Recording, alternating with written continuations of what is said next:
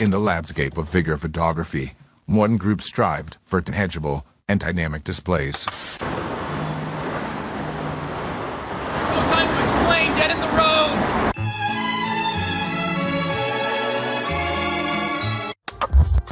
Y'all ready? Yeah, let's go. We are live, Bug. Oh, we are live. Yes, sir. We're officially back at it.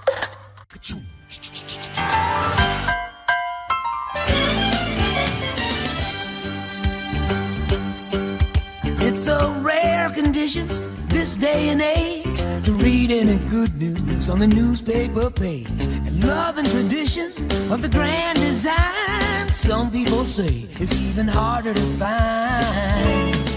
Well, then there must be some magic clue inside these gentle walls. 'Cause all I see is a tower of dreams, real love bursting out of every scene. As days go by, it's the bigger love of the family.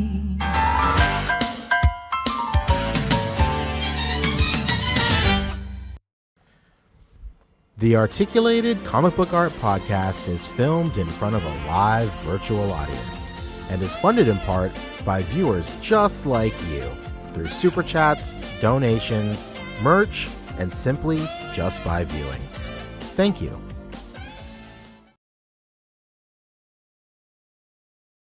Yes, sir. Are we officially back at it? Is this me? It's me, Rick Dom from the podcast, and David, but he's muted, so maybe he'll. Hi. There he is. It's David. I don't even know if we're live yet. Are we live?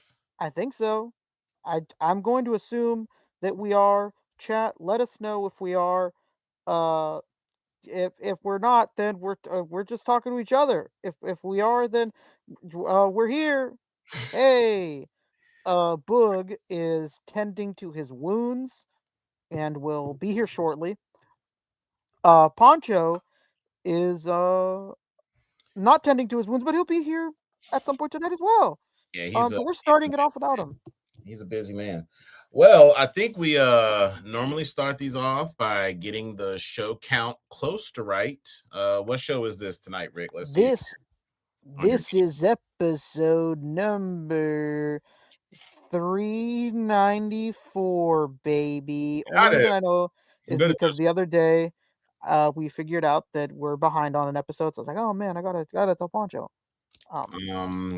Behind as in time travel behind on an episode, or behind on our count was wrong on an episode? What you got?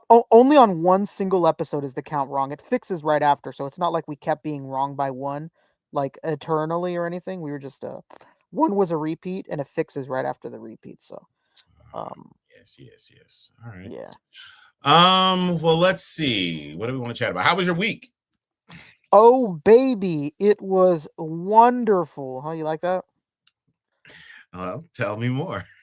Yeah, watched Wonderman. That was great. I turn on my pun detector because I did miss that. All right. I thought you got it. I didn't, but I'm all over it now. Yeah, it was great. Yeah, I also watched Wonderman. We'll wait for the rest of the fellas to get in here, but please sound off in the chat. I'd love to hear people's thoughts about Wonderman if they've watched it. I'd love to hear from people that are like, I ain't watching that shit, or if you just haven't had a chance to watch it yet. We'll talk about it today. I also ended up binging that shit all in one night.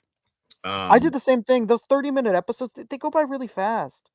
Yeah, they do go by fast. But I don't know. Like we'll get deeper into it. Spoiler free, or spoiler free. Yeah. We'll talk about it spoiler free, Ebony Lipper. Don't worry. We will discuss it, but it'll be spoiler free. Yeah, spoiler free for those. But I will say, I'll just say this show has surprised me. Both the show has surprised me and the community has surprised me. So I can't wait to talk about that. Bruh, I don't know. Cobra is out here heavy with the weather dominator because it is supposed to snow in Atlanta tomorrow. Is that common? Why don't I ever imagine Atlanta with snow? I don't know. We've only been living here for 3 years now, and of the 3.5 years now, and of the 3.5 years we've been here, it has snowed all 3. Now that I think about it, it has snowed. We've had 3 snowy winters. This would be the 3rd, and we're supposed to get. It's not a shit ton of snow. I think they're talking about in this area it'll probably be like 3 inches. An hour outside of Atlanta in Athens, where the University of Georgia is, they're expected to get like 6 inches of snow. So, oh my god, I know. So nothing crazy. It was very icy out here last week, but we'll see. I'll keep you posted on if it snows. I got some. I started watching Barry. You and P put me on. As we were talking about Wonderman, so I'm on season 1 of Barry. So if it does snow tomorrow, Barry's great. I'm gonna get poured up and watch that. Barry's the shit. Barry's one of Poncho's favorite shows of all time, I believe. Is it really? I believe so. Poncho, if you could hear us in the skies, let us know in the comments if I'm fucking totally off base. Send up a flare. Let's see. Flare. What else do we normally chat about? Did you acquire anything new, fun, or festive this week? You know what? Yes, I did. I pulled a sea spray at Walmart for 15 buckaroos. So that was great. The Studio, is that what that line is called? 86 Studio? The one on the card back? Yeah. Is that what they call it? Yeah, I think so. I love those little mini cons, you know. They always get me. I love Huffer. I love all those little fellows. Are you collecting that line fully? Like you're going after all of them, or just like some of the harder to get ones? I'm just seeing what's out there, you know. Yeah. I'm uncommitted at the moment. You know what? But I'm only uncommitted for a discount price, brother. I'm not here messing around paying $30 for a deluxe glass. That's not gonna happen. Yeah. Shout out to our brother Michael Wisman. Big Mike always does a good job of hitting me up because he knows my first true love is Transformers, and he whenever he's able to acquire something new, he'll send me a shot of it because he has a nice little Transformers collection that he's building over there. So shout out to Mike. I know he normally tunes into the pod. Yeah, he's the man. He's a Blokees enthusiast as well. So shout out to Mike. What up, Machu? What was I gonna say? You know what else I found? I found that new Goku at Target, and is I got that thing. Is it God or is it Super Saiyan? Because I've seen both. It's the Super Saiyan one. That's the Let the Games Begin. It's a brand new mold. Okay. So the God one was already out. I saw the red hair one at Walmart, I think, and I did see the blonde haired one at Target. Yeah, that figure's nice. I ended up getting it for $18 after tax because tell me during the holidays, I ordered something for my wife. I ordered her like some like random Sanrio blanket. Oh no, it was like a sweater. And I was gonna give it to her for Christmas. It didn't make it on time. I didn't really care. I was like, oh, it's just like a $30 sweater. Like who cares? Didn't make it on time. I'll just give it to her whenever it comes in. Like, hey, here you go. And after it came in, I've never heard of Target doing this before. After it came in, they were like, hey, we're sorry we didn't make something before Christmas. Here's a $20 gift card. I was like, what the fuck? Okay. Cool, I guess. I've never heard of them ever doing that, but I didn't want to look a gifted horse in the mouth. So I just I was at Target, and when I saw that Goku, I remembered. I was like, oh yeah, like I have that $20 gift card. Like I'll just use it right now. Get this Goku for sub $20. Yeah, that ain't bad, brother. I've actually been playing with the notion because you've been brainwashing me on the low, and I've been picking up like a few random anime characters here and there from my favorite animes, and the deeper I get into Shippuden with my daughter, I talked about this on the podcast already that I need to have at least 3 Narutos in the collection because I need him in the center and then the 2 of them charging up the don't do this to me Rasengan. Oh yeah, the clone baby. But then I was like, well, shit, if I'm gonna do this, because I already have Gon and I'm looking for Killua still. And I'm like, should I get a Luffy? Even though I don't watch fucking One Piece, and should I have some type of representation of my favorite Dragon Ball characters in Vegeta? But then I'm like, shit, do I want to go back down that slippery road again of like collecting Dragon Ball Z again? And it's just, I don't know. So I'm still tinkering. Slippery slope. It is a slippery slope, man. It is a slippery slope. It's easy to get caught up in something, especially when you start getting good deals. You're like, hey, wait a minute. Yeah. Oh, I have the opposite of what happened to you with your $20 gift card. So remember, I told you AliExpress sent me the wrong mess toys. They sent a symbiote suit instead of Superior Spider-Man.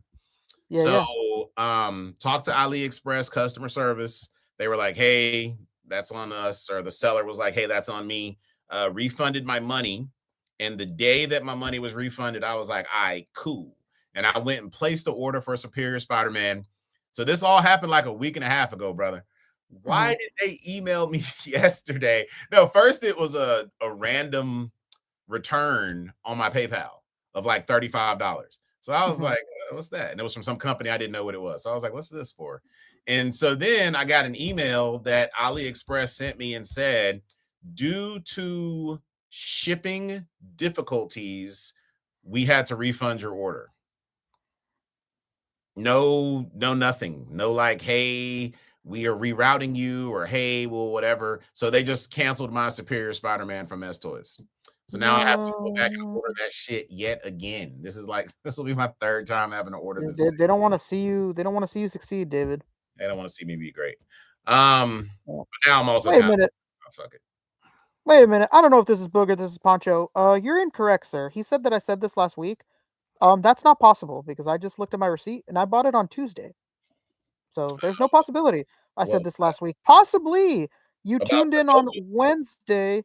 Yeah, about the Goku. He might have tuned in on Wednesday on Toying Around's channel where me, him, and Chamba do best and worst of the week together. And I did mention it on that stream. And if you watched that stream, that was probably where you heard it. But there's no way I said it last week, sir, because I just double checked my receipt. I was like, damn, what the fuck? I don't have a sense of time. And I looked and it was on Tuesday. Well, you know, the future and shit. So he probably Booger Poncho, whichever one of you it is, tripping. Yeah. Hey, what up, Bobo? Shout out Bobo, incredible artist. Absolutely killer. Trying to think. I think that's the only stuff that I got this week. What else did I get this week? I did get in. You're not gonna care about this, but I did get in my ThunderCats Super 7 Cruncher. I don't know who that is. You're like, who? Cruncher came in. I was gonna stop you and I was gonna say, the only thing I wouldn't care about is ThunderCats.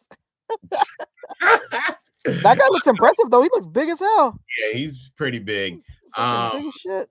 And then Red Eye just came out this week, and I was hyped to get him because that's another member of this team called the Lunatics to complete. But then I saw somebody's picture of him online, and I was like, oh, he looks like shit. And he's like $65. Yeah, where are they from? St. Louis? Hey, he knows Nelly, probably. Yeah, man. Give him 2 purrs. Come on. And then I was able to secure my Steel Commander and Twilight Guard 2-pack from Burlington. Nice. Yeah, this actually came through. This was on a random. I met this guy on Facebook, and he had posted in a Joe group that he had found them at his Burlington locally. And I was like, yo, any chance you could swing back and get one of those for me? And he was like, I actually picked up 2 more. Do you want to do a trade? And I was like, yeah, what are you hunting? And one of the first things that he said he needed was the Hasbro exclusive Sergeant Slaughter. And as fate would have it, my Ollies had a surplus of them a couple of Christmases ago. And I got like 4 of them for like $7.99. My God. Yeah, boy. So that was a very, very great trade. He's a really cool guy. I'll look his name up later and shout them out. But Yeah.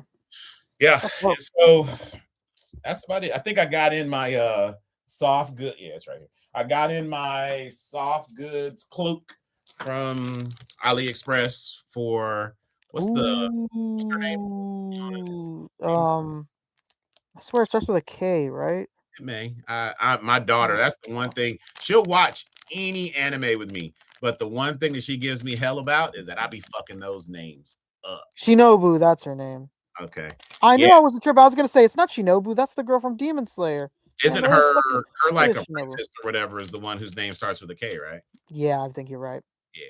But I still haven't put on any of these cloaks on any of my Demon Slayer folks. Yeah, I want to do it. I want to get some, at least the Tanjiro one. Yeah, and I have because it's involved. You got to like take off all the plastic pieces. Yeah, the plastic pieces. Yep. Yeah, Mr. Giyu.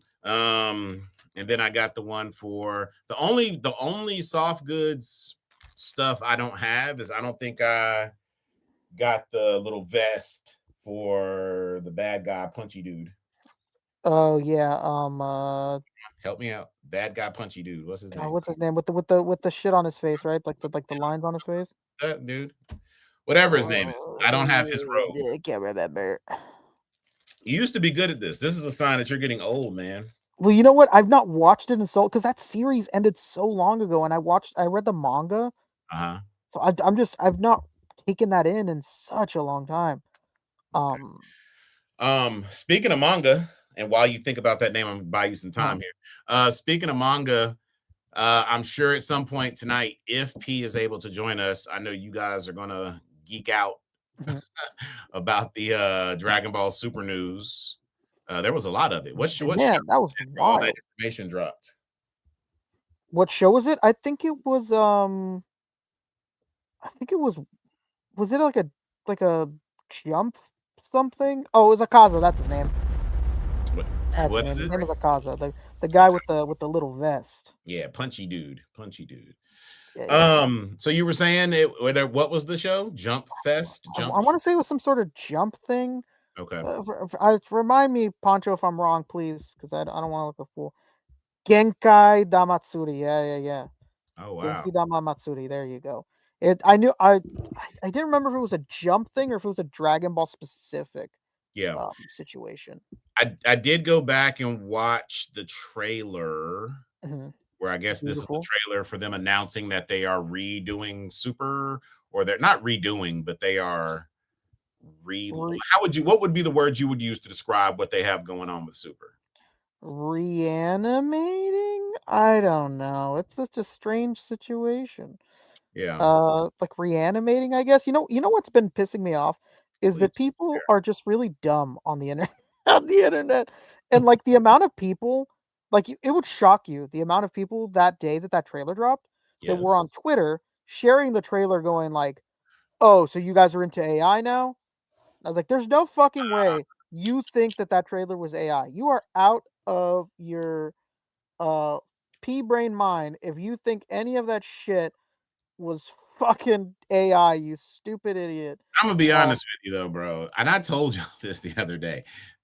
I don't know if it's because I'm a boomer or what, but at least 3 or 4 times a day, I'm like, is this AI? Is this real? What is this? What am I looking at right now? Because but you know what? Some of them are subtle. Some of them are subtle, You have to like look for, in some of them, you have to look for what is the tell. But I will say every day, this generative AI shit is getting better and better and better every single day. It's crazy. In the chat, I see we got Kev. What up, Kevin? Around. What up, Kev? You know what? That should be a shirt. Like I hear so many people greet Kev that way. I see so many people in his chat that greet him that way. What up, Kev? Like that could be one of your catchphrases, bro. Or people that could be a catchphrase that people say to you in the vein of like people saying what? Stone Cold Steve Austin. What up, Kev? You know what's funny? In my family, I don't know why, the entirety of my family, when we were growing up, not just siblings, but like cousins and whatnot, we were all super into Home Alone. Oh, And we have on air, man. yeah, we love Home Alone, all of us, and we would quote Home Alone to each other all the time. Mhm. Like if somebody's drinking too much soda, we think about the kid that pees, Fuller. and we go Fuller, go easy on the Pepsi. Yeah. Or our biggest thing is like when your kid is just, or maybe not your kid, your nephew, whatever it may be, a child is in the home, and this damn kid very obviously needs to go the hell to sleep because they're moody and being weird about things that like are normally not a single issue, and they're acting like it's the end of the world or whatever. So our saying and like our whole family, when a kid is being fucking annoying or being grouchy or whatever, we go say goodnight, Kevin, and we send them away. And every Hopefully time I say, the person responds in kind and is like, "Say goodnight, Kevin." yeah, that's when you know that that's in our family, when you know that somebody's actually like mad because they don't say it back. Yeah. That's when it's It's like, oh shit, they're mad. They didn't say goodnight, Kevin. well, are you getting ready to like give some props and some rest in pieces to Catherine O'Hara? Where you going? Yeah, man, that is so sad. I can't believe it. She's out of Yeah, nowhere. She just did a movie. It's was it a show? the studio. The She studio, it's everywhere. actually, and I had forgotten this. This one, and the word I keep using to describe the passing of Catherine O'Hara is this one stung. Yeah, man. Because Catherine O'Hara is a super talented woman. I feel like every decade she pops up and I don't know how she does it. Whoever her agent is amazing. But she's always associated with projects that are like have their finger on the like pulse of what's hot in pop culture. Absolutely. From Beetlejuice to Home Alone 1 and 2 to her work on come on, David. We talked about this earlier. Schitt's Creek? Say again. Schitt's Yes, Creek? thank you, Rick. Schitt's Creek, to her being on the studio. She just was nominated. She was a double nominated Emmy nominee for the studio and I forgot she was even on this. And when I read it, I was like, oh shit. She was in The Last of Us. Remember that? She was? She was the therapist in The Last of Us. Oh. And she was nominated for an Emmy for that, for like special guest appearance. And then she was nominated for an Emmy for the studio for best supporting actress. I told my daughter about it because I went and picked my daughter up from school today a little early. And I told her, I was like, hey, you know, the lady who's the mom in Home Alone? And she was like, yeah. I was like, well, she passed away today. And she was like, no. And she immediately pulled out her phone and started looking. And then she was like, I love her, Dad. She's a great actress. And I was like, yeah. And then she was like, did you know that she's the voice of Sally? And I was like, absolutely. Sally who? And she's like, in The Nightmare Before Christmas. I did not know that. Yeah, she's Sally. She's Sally, bro. She even unlike the voice of Jack, she's the singing voice for Sally even. That's crazy. And like there's plenty of like her performing it with what's his name? Dan what's the singing voice of Jack Skellington? It's not Danny Elfman, is it? Danny Elfman, yeah, the lead singer of Oingo Boingo. Shout out to Danny Elfman. Yeah, I didn't know that he also sang Jack's music. I know he's, you know, a prolific composer in films. I didn't know that he was the singing voice of Jack Skellington too. Yeah, he actually really wanted to be Jack, and I don't understand why they refused to let him be Jack because he just naturally sounds like him. So he just has Jack's voice, but they didn't allow him to. So Danny is just the singing voice, but Catherine was both the singing and the voice acting for Sally. So yeah, it's really sad, man. She was fucking amazing. She was somebody that would always bring a smile to your face and say like, oh my god, it's Kevin's mom. Like fuck yeah. Yeah. And again, this is another shameless plug. If you would like to see her shining in a show that is actually really, really good, I'll say it again, but you should watch The Studio. Seth Rogen. It's funny, bro. It's what is it? A dramedy or what are we talking? Maybe kind of. It is. I would say more leaning comedy, but he's a producer in Hollywood. and his whole thing is that in an industry that currently is making kind of like trash, he wants to preserve that feeling of old Hollywood and making like quality cinema. But he's a producer at a big like multi-billion-dollar studio. And they're like, bro, we're not doing art house artsy fartsy bullshit. We're here to make money. And so it's just the challenges that he faces in the industry and in Hollywood of trying to stay true to who he is and his vision. He's a producer at a major studio. So it's dope. Bryan Cranston is in it. Catherine O'Hara's in it. There are a super shit ton of like celebrity cameos in it. It's really good. Really, really, really good.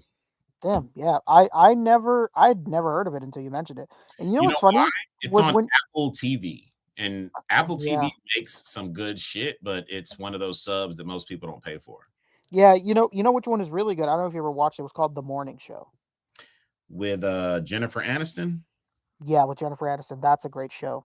I've seen bits and pieces. My wife watches that. Steve Carell is in it, and he's fucking fantastic in it. And it's a drama. It's fucked up. It's really good though. Right. I may circle back. She's been enjoying it. I pop in every now and again when I'm like, actually before like I'm getting ready to go to bed and whatever.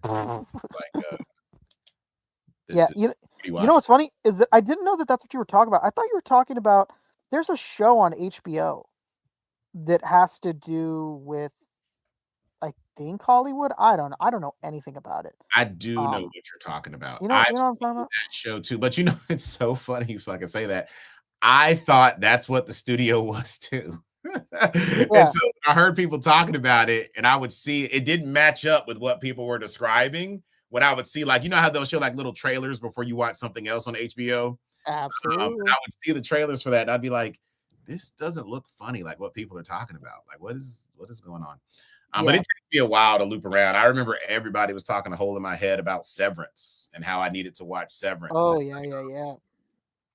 And I never got around to watching that either. So you know what, man? I have to admit, I've never watched Severance. But I just don't have Apple TV, and I have way too many streaming platforms. But you know what? I just from the little that I had watched Apple stuff, I know that they produce incredible stuff, and they really let their writers and their directors like really get their visions across. Yeah. And it doesn't seem like they make them compromise for what they do. So that's such a great thing. But I have way too many damn subscriptions, man. I cannot do another one. I'll message you after the pod and I'll send you my login for Apple TV. And because you need to watch both of those shows. You need to watch Severance and then you need to watch The Studio, because Severance is the shit. Like you will fall in love with that show. It is phenomenal. I wish Boog was here to tell us his thoughts on Severance. Oh my God, is that Boog? Hey, it's America's Next Top Model rocking that new ACBA merch. Hey, this is actually not the ACBA merch. Is that one of the OG hats? Yeah, this is a hat you got. I got the great one of that. Yeah. Yeah, I got the black one. Look at Which you. I've been talking about for a half hour. One thing I've been talking about. Anything but toys. Yeah. No doubt. I know everybody who do not care about movies and TV have been like, y'all shut the fuck up. Yeah, y'all gonna talk about these damn reveals? Like, did y'all talk about Wonderman? Very, very lightly. I just mentioned that I really, really enjoyed it. Did you watch it, Boog? I was confused. I thought y'all was saying in the chat that y'all didn't like the show at first. No way. Yeah, I didn't say I didn't like it. What I said was, and I guess we'll jump into this chat then about Wonderman, and this will kind of wrap up our movie shit. I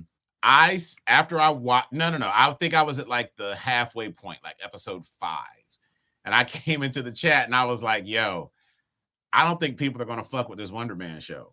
I was like, it's not like any other MCU project. I was like, it's got a black lead. There isn't a ton of action in here. This dude ain't fighting nobody. And I was like, the acting is phenomenal. The story is strong.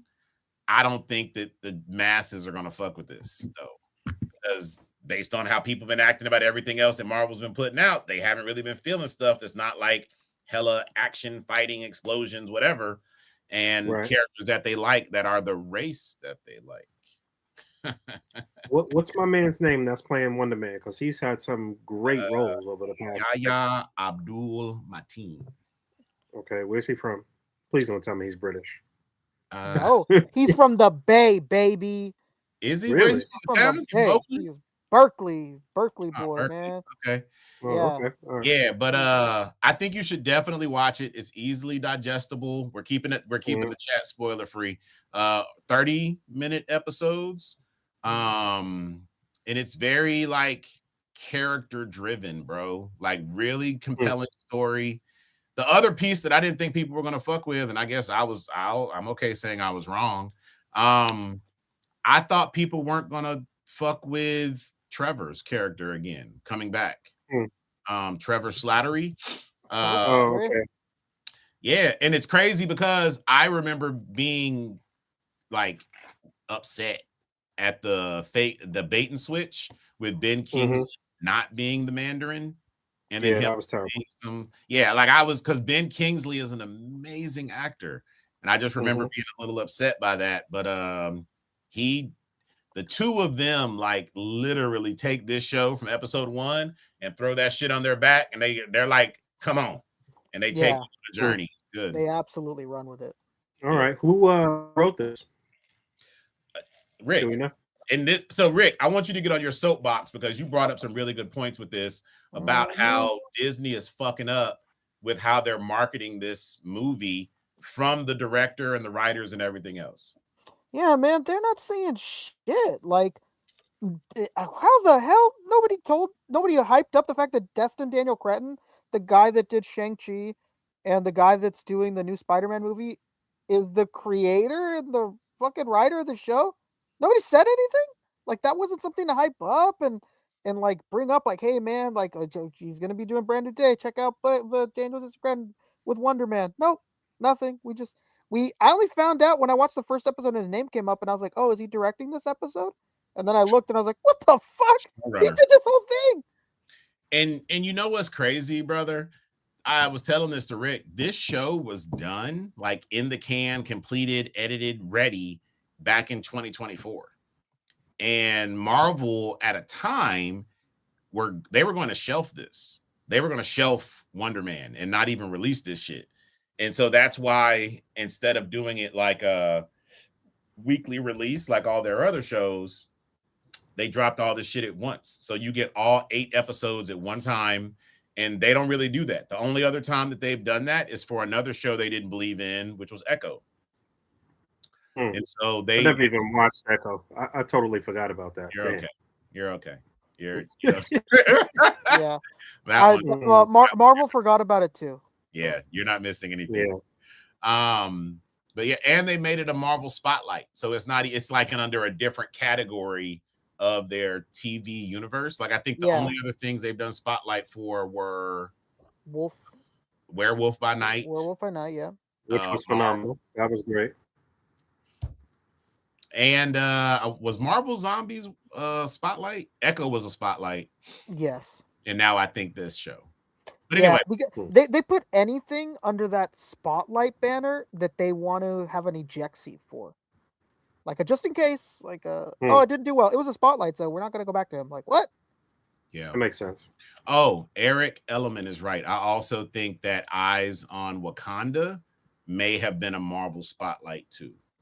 Because originally that was supposed to be like a series, and they did the same shit where they just dropped it all at once and it was all released at the same time.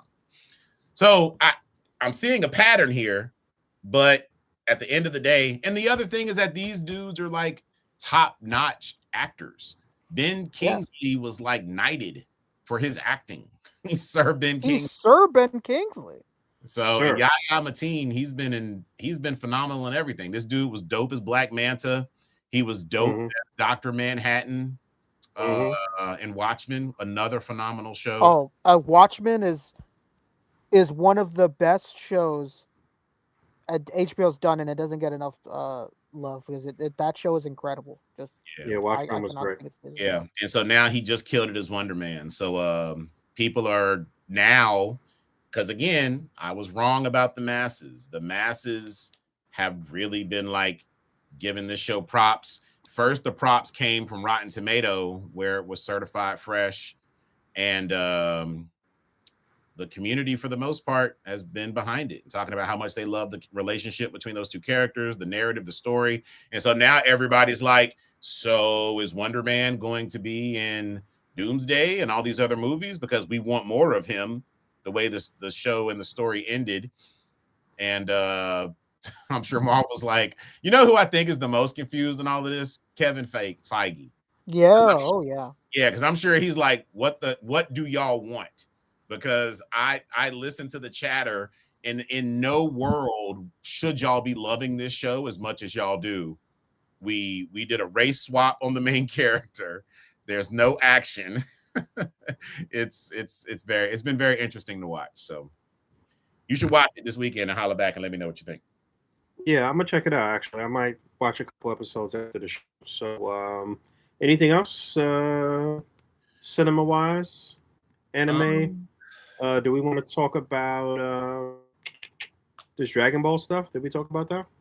Oh, we can wait for Poncho. He's not here yet, so P to come on. Okay, we could just get into the news. Fuck it. Yeah. All right. Where you want to start?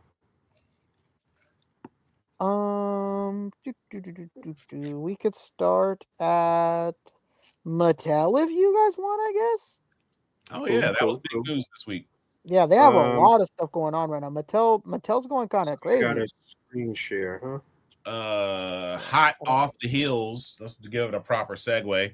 Hot off the heels of the Masters of the Universe. Is it Masters of the Universe? Is it He-Man and the Masters of the Universe? What is this movie being called? I think it's He-Man and the Masters of the Universe. I think that's correct. Right. Well, anyway, He-Man, hot off the heels of the He-Him trailer. Mattel released images of their new He-Man line, and then they released images of the first look of the DC line for kids, the kids DC line. You got to make that distinction because people went a little apeshit at first when these came out. Yeah, that was wild. People were jumping to crazy conclusions. All right, so who's gonna pull up some slides? Should be I'm doing it now. Senor Bug.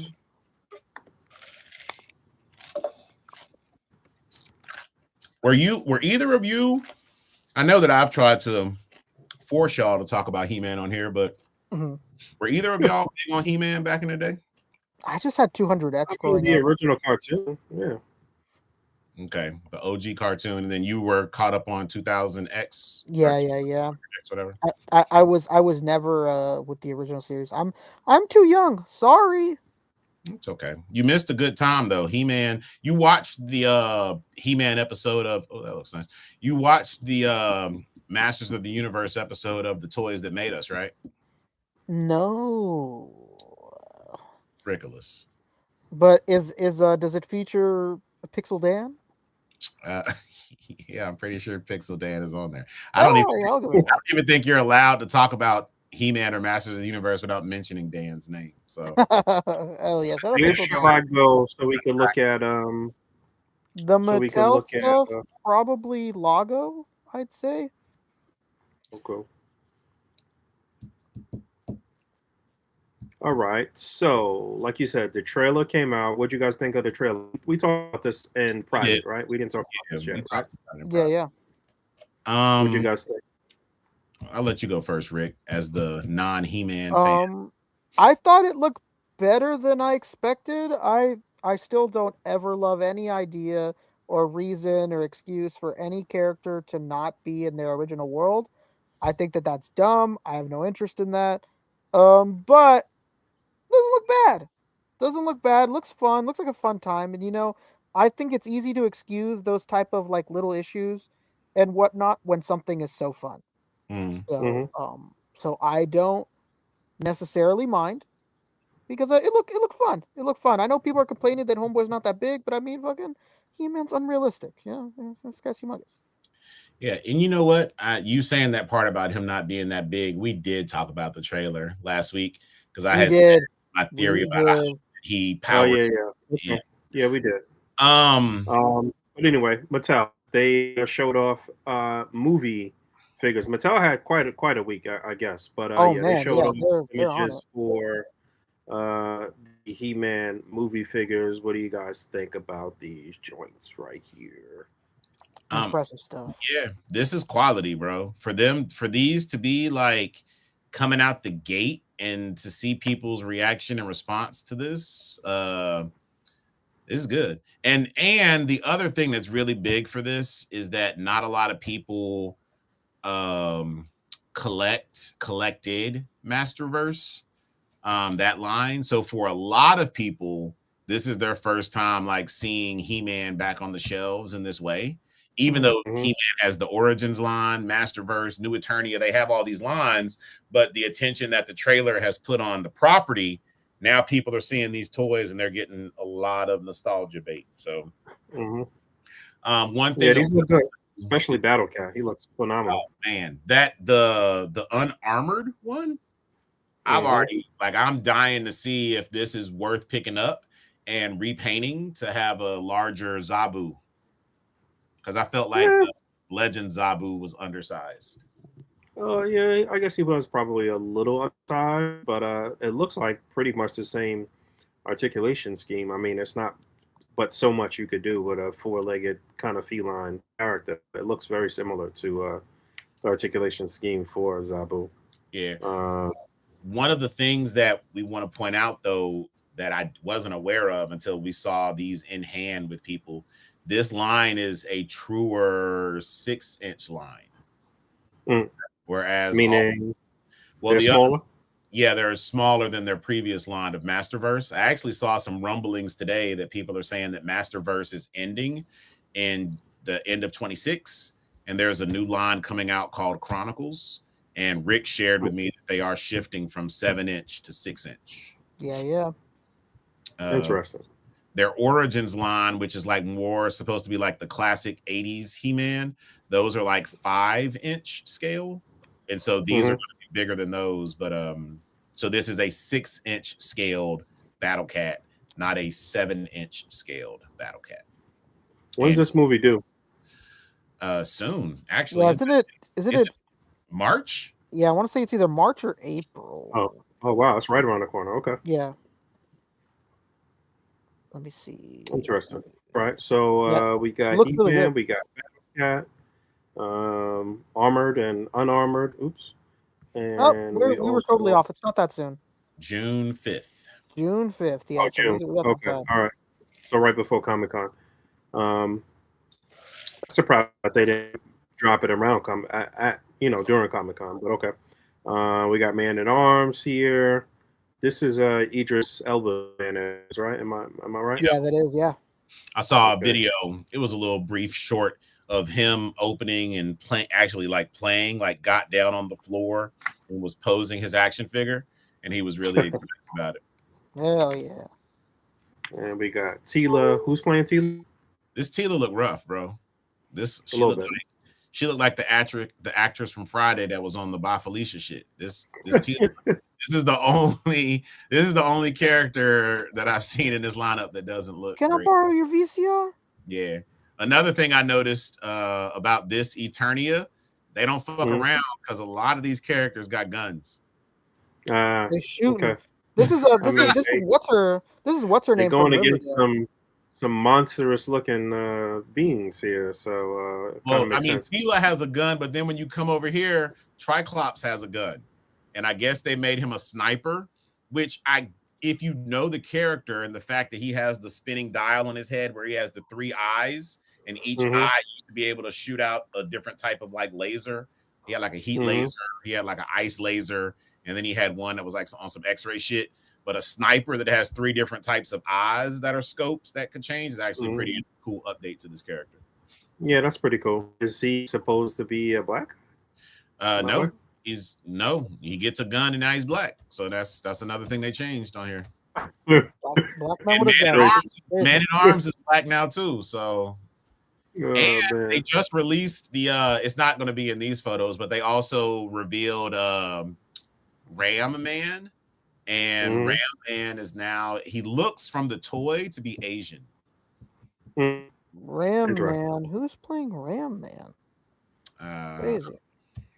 Oh, yeah. It's what's his name? Well, I mean, he's not a known name, but he's like, you've seen him in so many films. It's saying here he's been in so many movies. It's like Are you gonna say he's not a known name? We've seen him in so many films. Like, I mean, like he's not like a household name, but like he's like grunt number 4 stunts for this was like you've seen him around. Gotcha. Yeah, but never by name. I think one of the biggest winners, like everybody's talking a lot of, I'm gonna say shit. Some of the concerns are valid, but the biggest feedback I think has been about the size of Adam to He-Man. But I don't think people are giving enough props to this Jared Leto Skeletor. This shit looks great. Like the figure looks great, and he looks great from what we've seen so far in the trailer. Like I wasn't expecting them to go full Skeletor like this, and they really are leaning into the looks. And you'll also see on this Trap Jaw that's coming up. This is I have these figures. I collect He-Man. I was a big He-Man fan back in the day. We'll go back to Evelyn. This is one of the best looking and probably one of the best done Trap Jaws that we've had.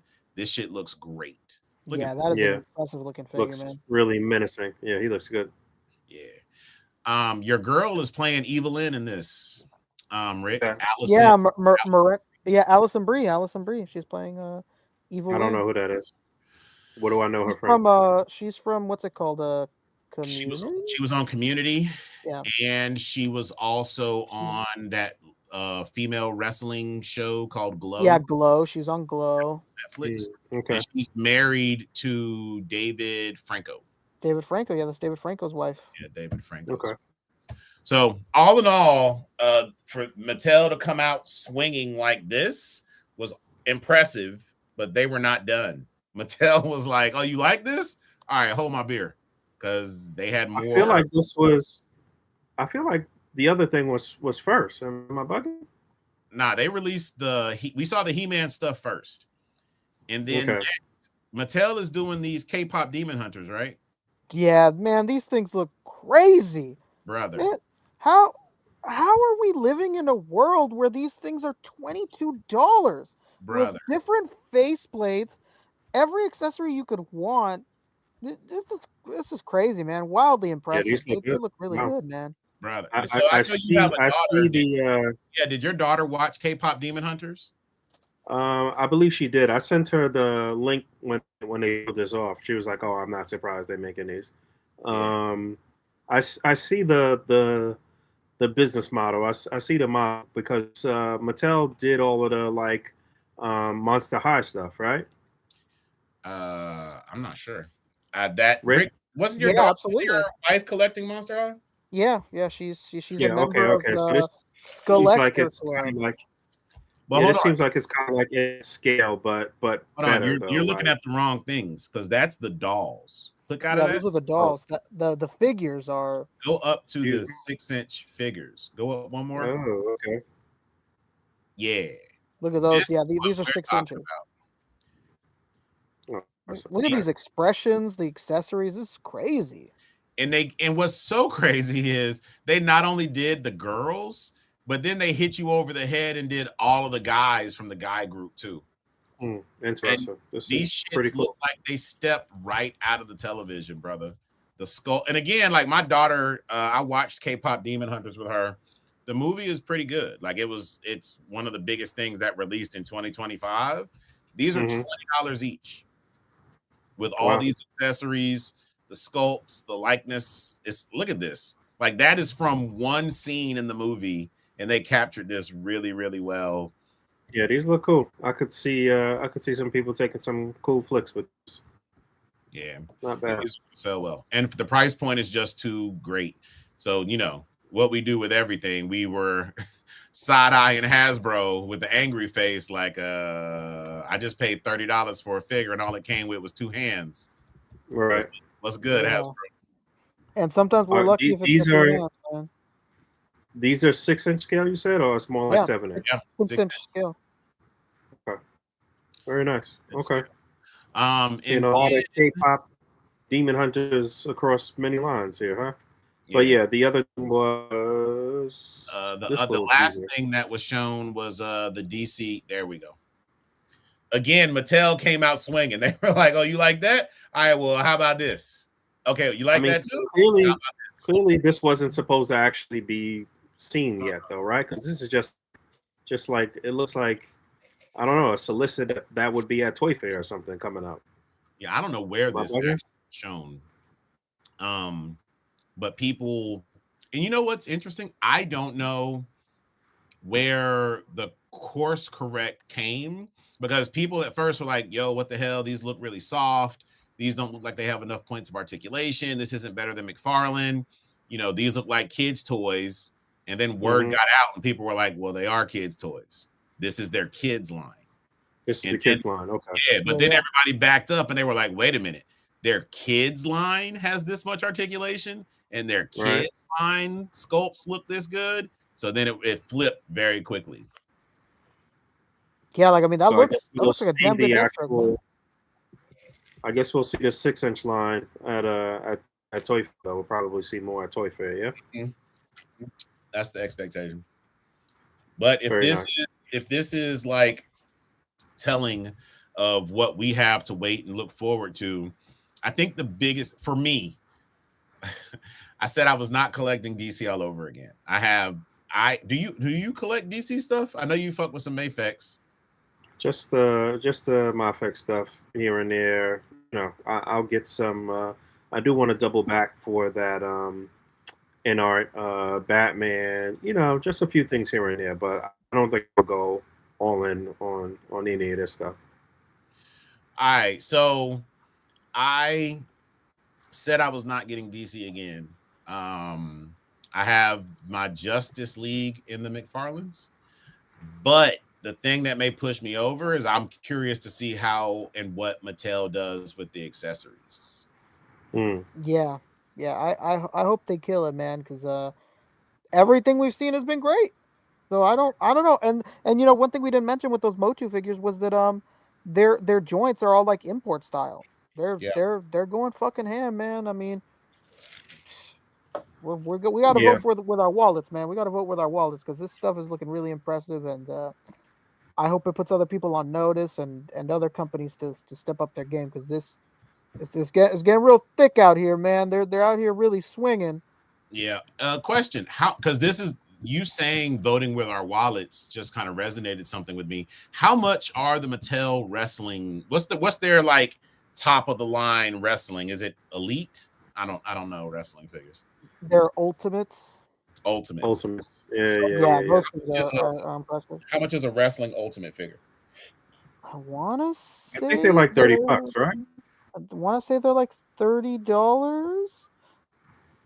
Yeah, I want to say that's it. Do they have tiers like Marvel Legends does, where we have deluxe and then we have maximum and whatever? Is there a line under their wrestling line that's below? That's it. That's it. The ultimates are the what's it called? Are like the quote unquote maximum, and they're only I think they're either 30 or 32.99. Okay. So do they have a basic line that's just kind of like the figure on a card and that's it? Yeah, that's the basic. That's literally called the basic line. And then they have a middle one, which is the most common one, where they have an ab crunch and you know, they have like accessories and whatnot. Not as much as an ultimate does. And those are the elite. Okay, how much are those? The elites should be 22. Brian, where are you? Why aren't you telling me these prices? I'm looking like a fool right now. No, it's okay. I like the engagement. Maybe they're like 24. Okay. So the reason I ask is because I typically am not focused on this kind of stuff, but I do agree with you about voting with our wallets, because another thing is I feel pretty confident that Mattel is going to keep their DC line in that like 21 $24 price range, just like they do with their Masters of the Universe stuff. It's it being cheaper than Marvel Legends is really going to be a big deal as well, in my opinion. Yeah, I agree that it's not a good look, man, when these lines are killing it so much. At a cheaper price point, yeah. Yeah, and at a cheaper price point, man. So we're gonna see. Are you, as someone who used to watch the cartoon, you fucking with any of this He-Man stuff here, sir? You gonna get any of this, either of you?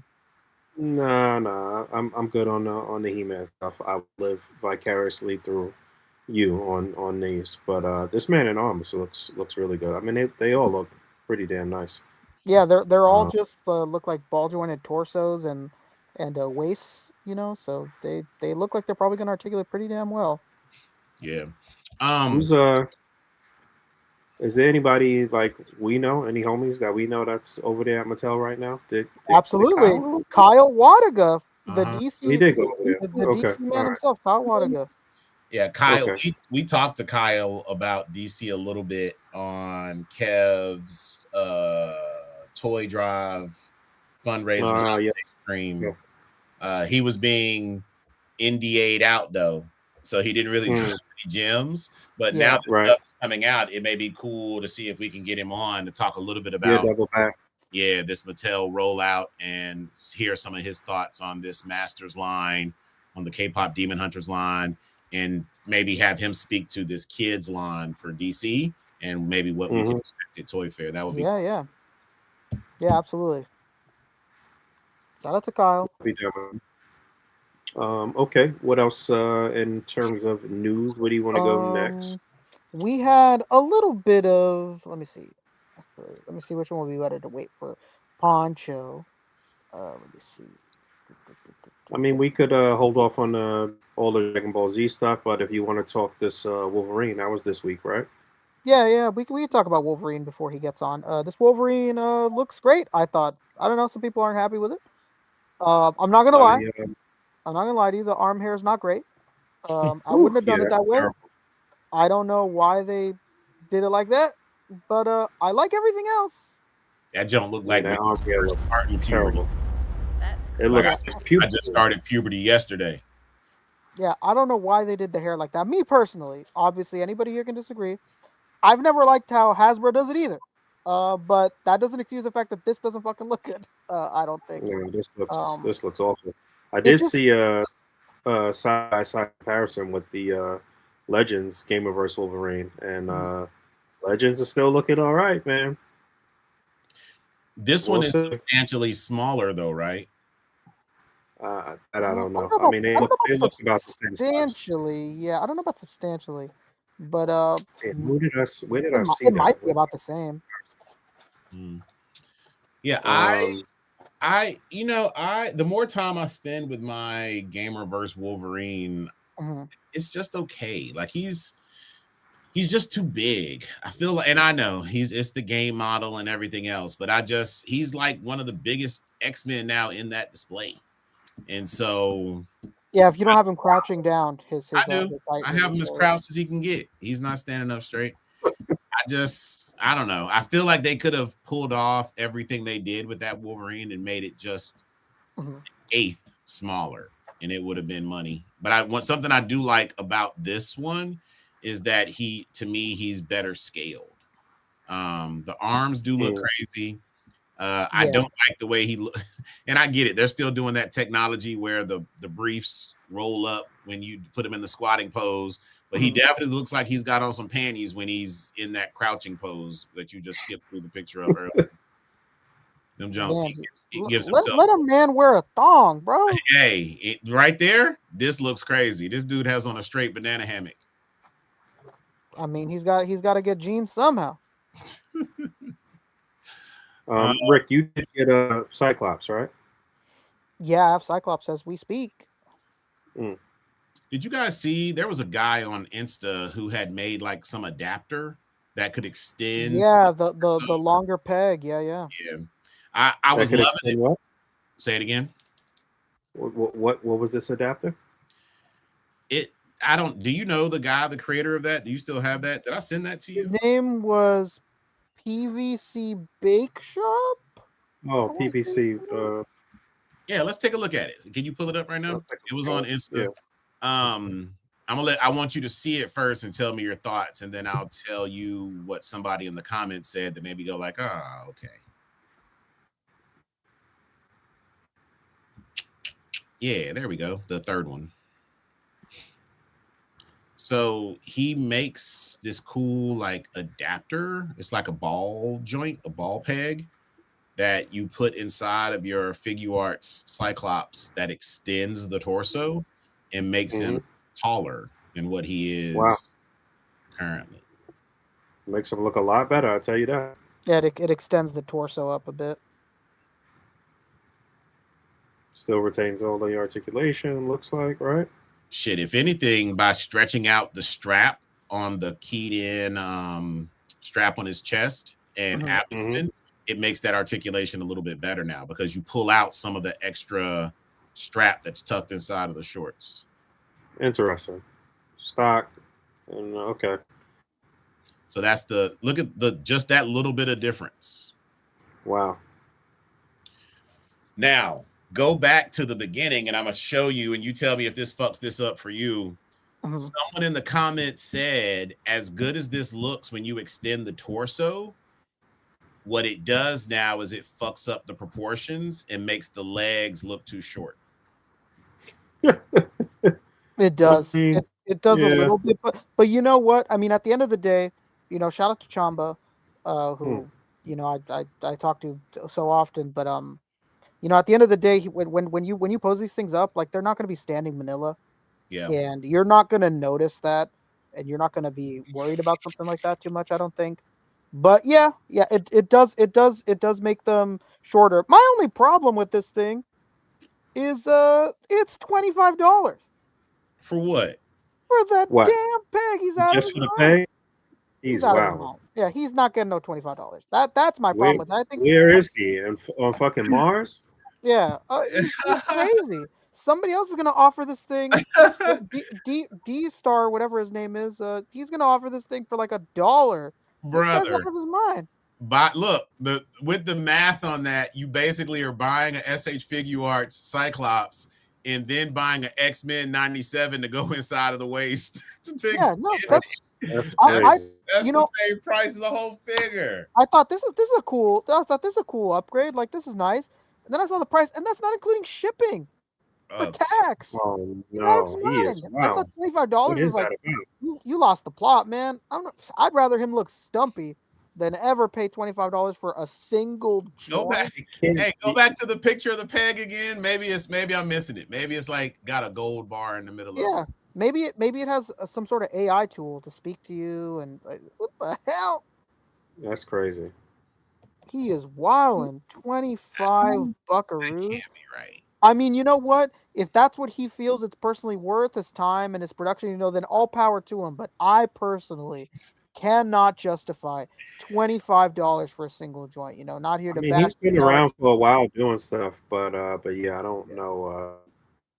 I don't know what that's about. Yeah, get your money, man. Get your money. I'm never here to knock anybody's hustle or stifle anybody's bag, but I cannot oblige personally $25 for a joint. There's just no way. That's nutty. That is nutty. I'm gonna say that Rick said it best. $25 that's your price. Yeah. So, good luck to you. Shouted you out. PVC Bake Shop. The mod looks good, brother, and good luck on sale. Yeah, it does look good. I really like it. I was really interested until I saw it was $25, and then I was like, yeah, no way, I'm not doing that. Right. Yeah. Shout out to Trevor. That's the new thing today. That's Joe Manganiello's character for that 1/6 shooter picture up there. Oh, okay, got it. Joe Yeah, Manganiello's dragon. I forget the name of it, like Artrex or something. Arcan the Cruel. Yeah, that's like his custom D&D character. Joe Manganiello, super into D&D and nerdy stuff and whatnot. So this is his campaign character. Really, really good looking. Did he actually design this himself, or just told somebody else what his vision? Basically, do we know? I mean, I know that this character existed before any sort of partnership, I believe, with Okay. with them. But I mean, I'm sure he had to talk to somebody and talk them through, what he had in his head or whatever. Mhm. Up for pre-order Interesting. now, says Ebony Leopard with a flat $9.99 shipping. Very nice, Ebony Leopard. It is nice. What's up for That pre-order? the dragon. It's $9.99. No, the shipping. The shipping is shipping. Oh, okay. Flat rate. yeah. I'm like, These what? ships are heavy, so Yeah. Man, you just took me back. I remember when figures used to be $9.99. when they used to come with a $8.99. comic book in a plastic clamshell. Shout out B Harper with that Storm Marina Sagat. Looks really good. They used to come with a comic book, a stand, and a Build-A-Figure part. Crazy. It's a lot. We had it really good. We had it made, baby. There was also another reveal. It's a really small one, but on Lagos page you could find it. It's for the Mega Man Blockies stuff. Absolutely came out of nowhere. That Blokees gets another one. Blokees got property money, man. They get so many fucking licenses. Yeah, man, they're out here with Mega Man Star Force, Zero just out of the gate. It's after the explosions on Lagos page. The explosion effects. There you go. Yeah, it's right there, the grayscale ones. Yep. That's them. Nice. Mega Man Star Force and Zero, man. Just Blockies is really doing their thing, huh? Yeah, man, they're out here. Could have easily done the classic style Mega Man like everybody else does, and just kept it pushing. But they're out here doing, I don't know if obscure is the right word, but lesser done Mega Man lines, and that gets my respect for sure. They look good. Yeah, I fuck with it. What scale are these, Rick? I think these are champion class, so they should be like 5.5 inches tall. God, I can't even keep up with all this shit. Champion class. All right. I collect blockies, and I can't keep up with these classes and fucking. Yeah. Is that Poncho? I mean, of course it is. You said Mega Man 3 times, so say his name is and he appeared. Yeah. I believe in Joe Hendry. Come on, Poncho. What up? What's up? What do you think, Poncho? You liking these? You gonna get these? What's going on, Dave? Yeah, these look cool, but they're just not accurate to anything that exists. So it's kind of a odd play here by Blockies. But I mean, I'll still support it for sure. Are they stylized, P, or they just went and did their own thing? So this Mega Man Star Force is like an amalgamation of like two different armors with like his shoes and his buster. And then the Zero is like completely stylized, and there's no Zero that looks like this. But I mean, that's cool. It's just interesting that they are so accurate with their other lines, but with this one they were like, let's take some creative liberties. It's odd. Am I tripping, or does Mega Man's Buster Cannon look like it has like a dragon head on it? Yeah, it has like a lion's mouth. Yeah. Is that from the game, or that's them like doing their own thing? No, that's from the game. Yeah. Okay. Yeah, and it's with the Mega Man, it's just more like subtle things. But yeah, that Zero is No, the Zero is anything but subtle. Yeah. Like he's smooth as eggs in the game, but he's got panel lining and shit all over him. Like the MCU's worst nightmare happening with the Zero. Yeah, I like them. I think that the look is kind of groovy, not knowing the source material. I like it. I like it too. I mean, don't get me wrong. I do enjoy the way these look. It's just why. I like this person's comment right here. It says Zero ? Kinda ? Yeah. That's funny. Yeah, SRX. He comments on the podcast a lot. Oh, okay. Yeah. Sonic Rockman X. P, if you want to take over the screenshot, I suck at it. So. Are you sick, P? Yeah, I'm sick as a fucking dog. So I was about to say you came on here with your like smooth R&B radio host voice. I was like, what you You doing over sounded there? like you were gonna try to persuade us to get into your van. You over there doing pod by candlelight, drinking wine and shit. I'm like, all right, sexy P. I'm was on waiting for death's you to tell fucking us door. this, So I'm actually the 180-degree fucking point away from whatever you're describing. So, yeah. Well, glad you could join us, man. Hope you feel better. You said the whole house is sick, huh? Yeah, because my stupid fucking coworker can't wash his goddamn hands. No. Oh no. Mad son. Yeah. Hate that. I hate that. Morons refuse to wear a Nasty mask when work, they're sick as nasty shit. work. Fucking hate this place, man.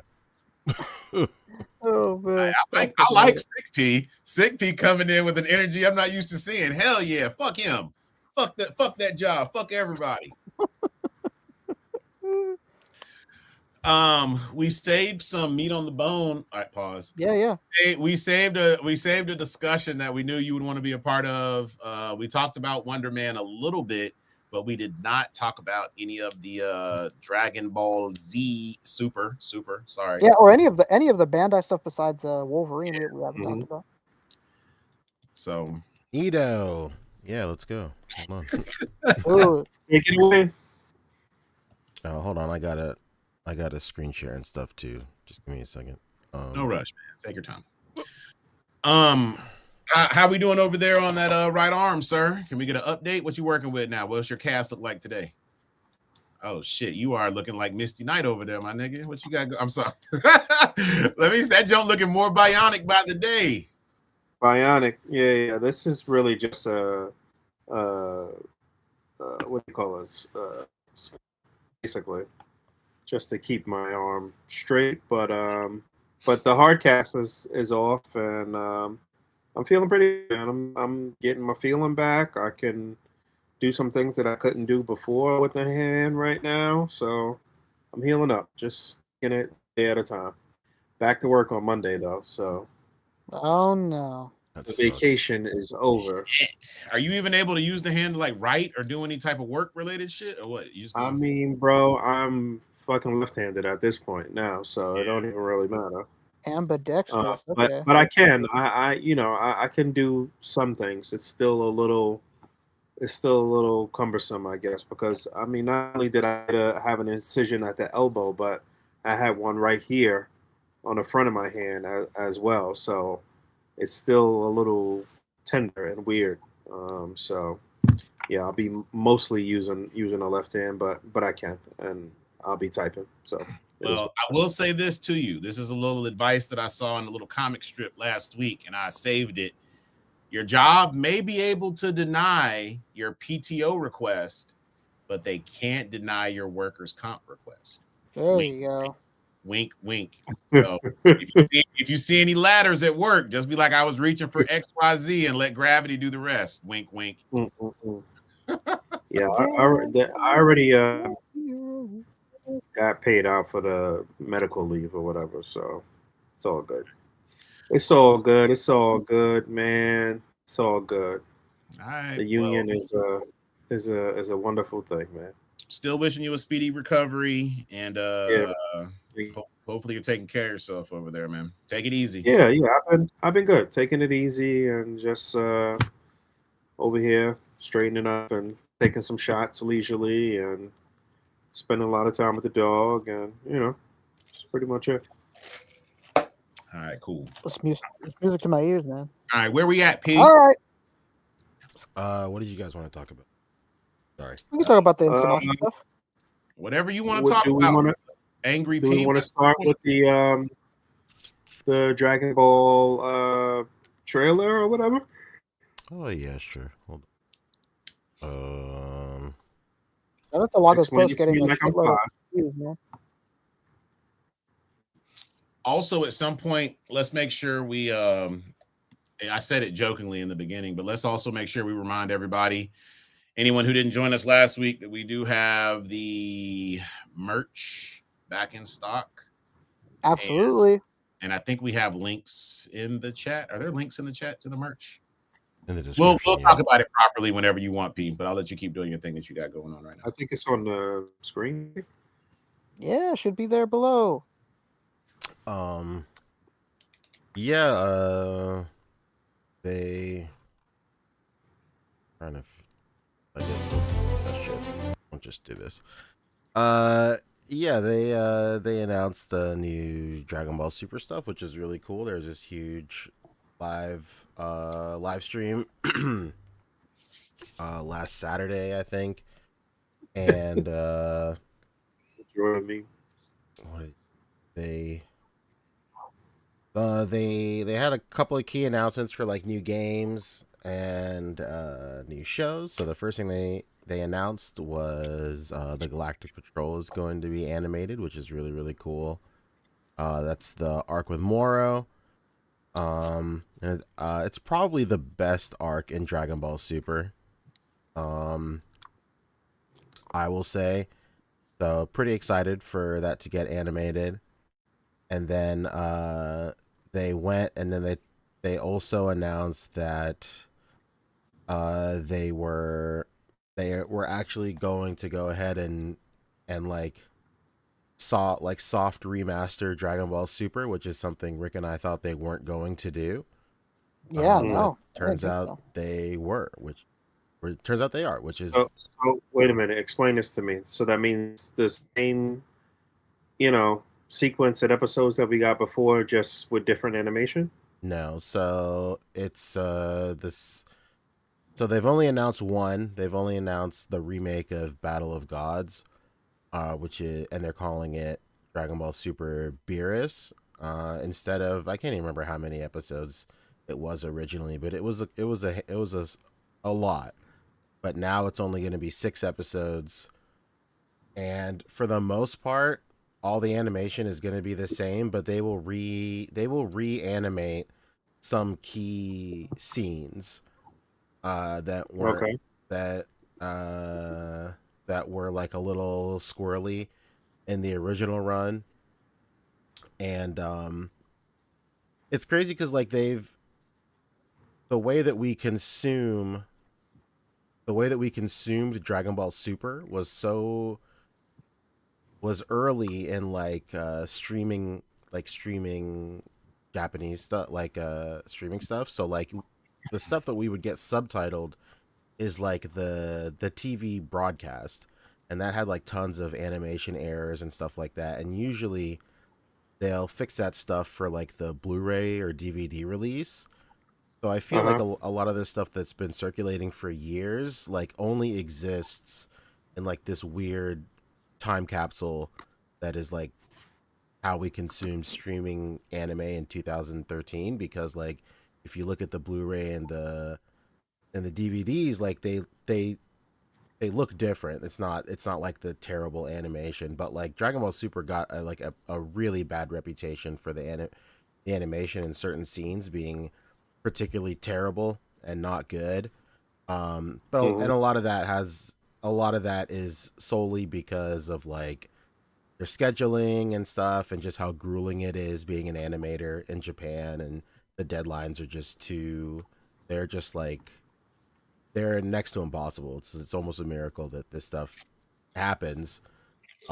But what we saw with Daima was that like Daima is like the perfect example of what Dragon Ball can look like with like a healthy production schedule and giving animators and everybody on staff time to really produce a great looking show.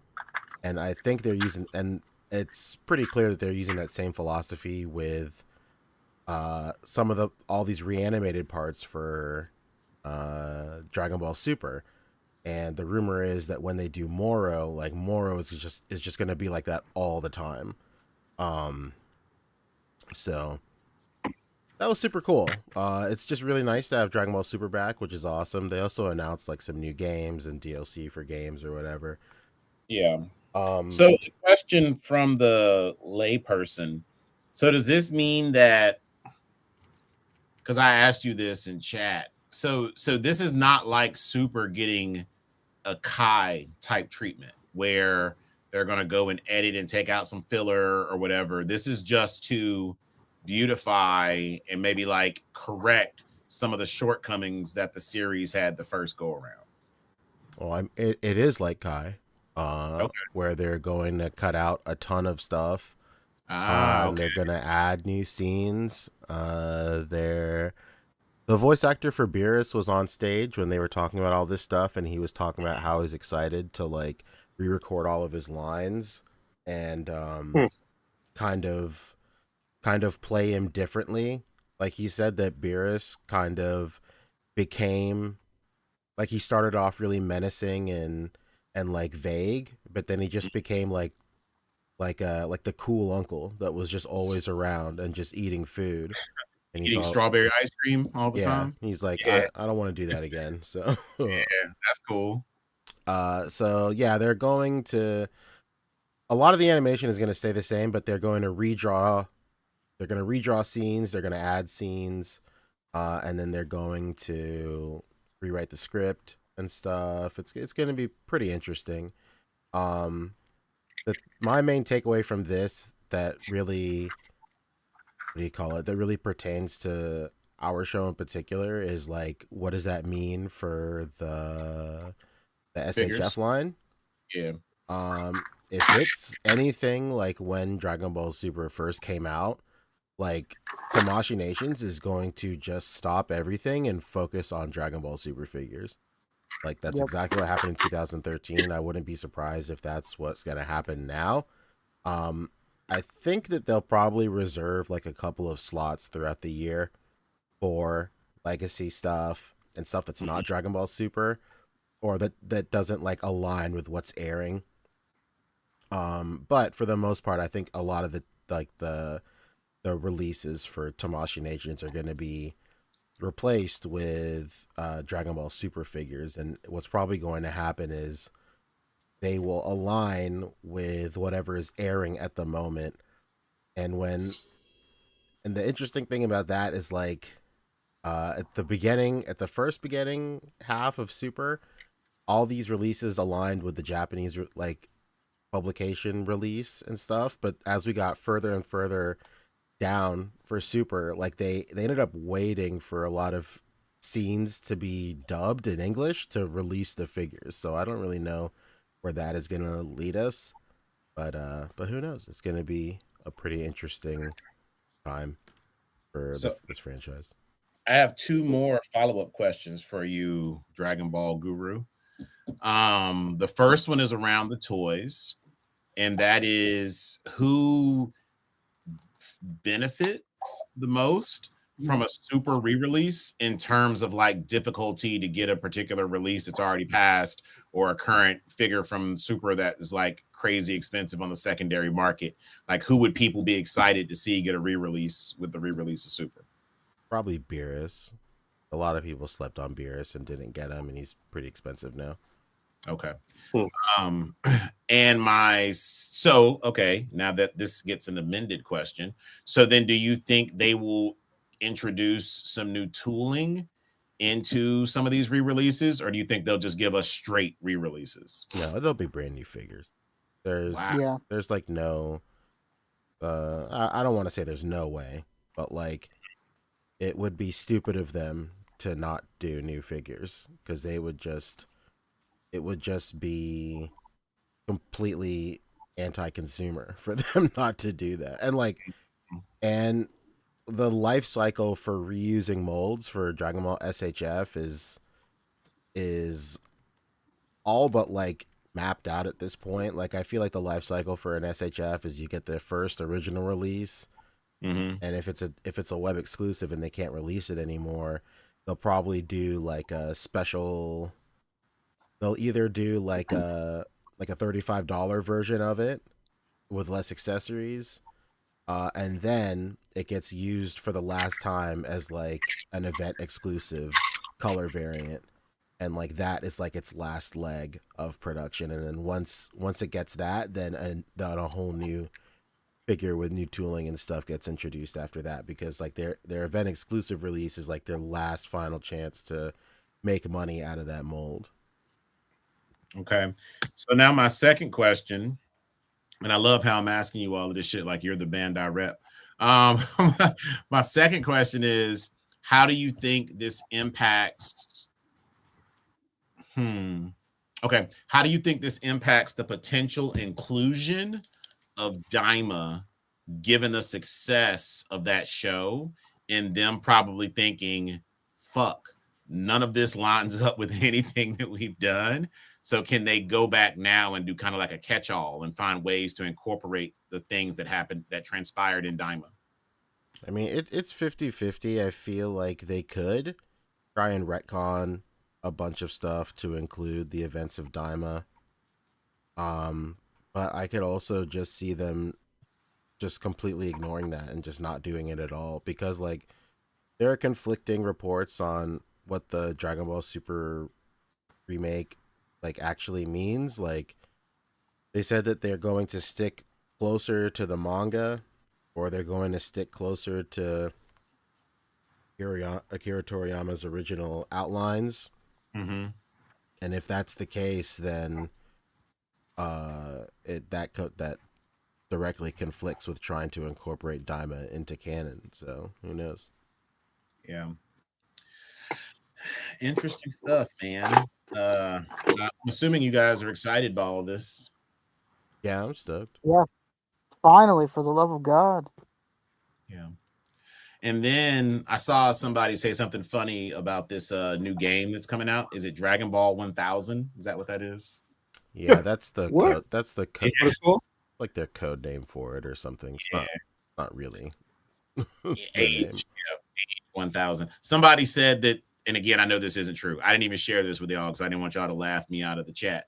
But somebody said this kid, this guy, this character looks like he could be the son of Broly and the green lady with Chile? hair. Yeah, in Chile. Yeah, just And because they he has short hair, these guys are out of their fucking minds. No, there is no stupider fan base out there than the Dragon Ball fan base. Ooh, I don't know. A lot of people would love to throw their hat in the ring on claiming that title. I don't know, dog, because all week, Yeah.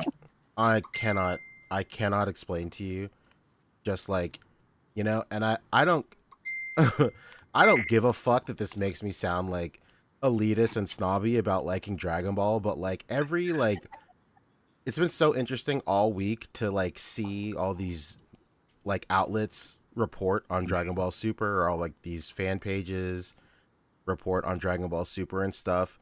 They just type what the fuck ever.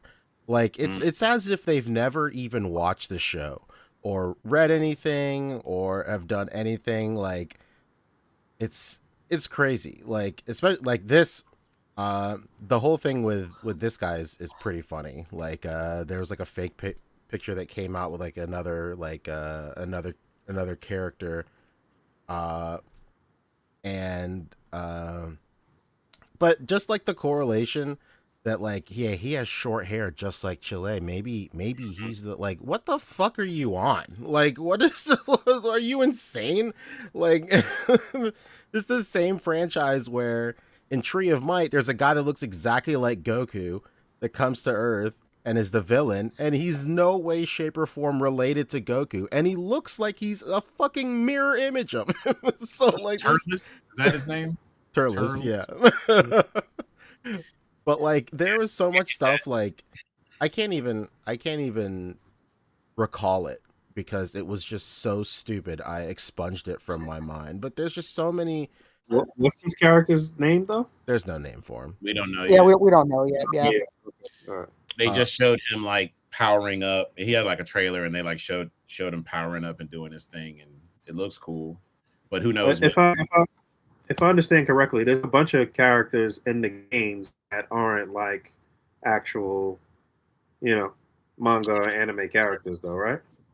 Yeah, it just depends what game. Yeah, for sure. I mean, like the reason that the people are making such a big deal about this guy is because he was designed by Akira Toriyama. I mean, Akira Toriyama has designed a bunch of things. He's drawn Goku in a fucking F1 racer smoking cigarettes. Like, doesn't mean it's canon. Like, these people are out of their minds. But I don't know. This whole week has just been, it's been great. Obviously, it's been great. The Dragon Ball Super is back, but like, you can really tell, like, who does not give a shit about this stuff, and they're just jumping on the bandwagon. It's really interesting. Well, going back, when are we expected to see any of this new super shit drop? The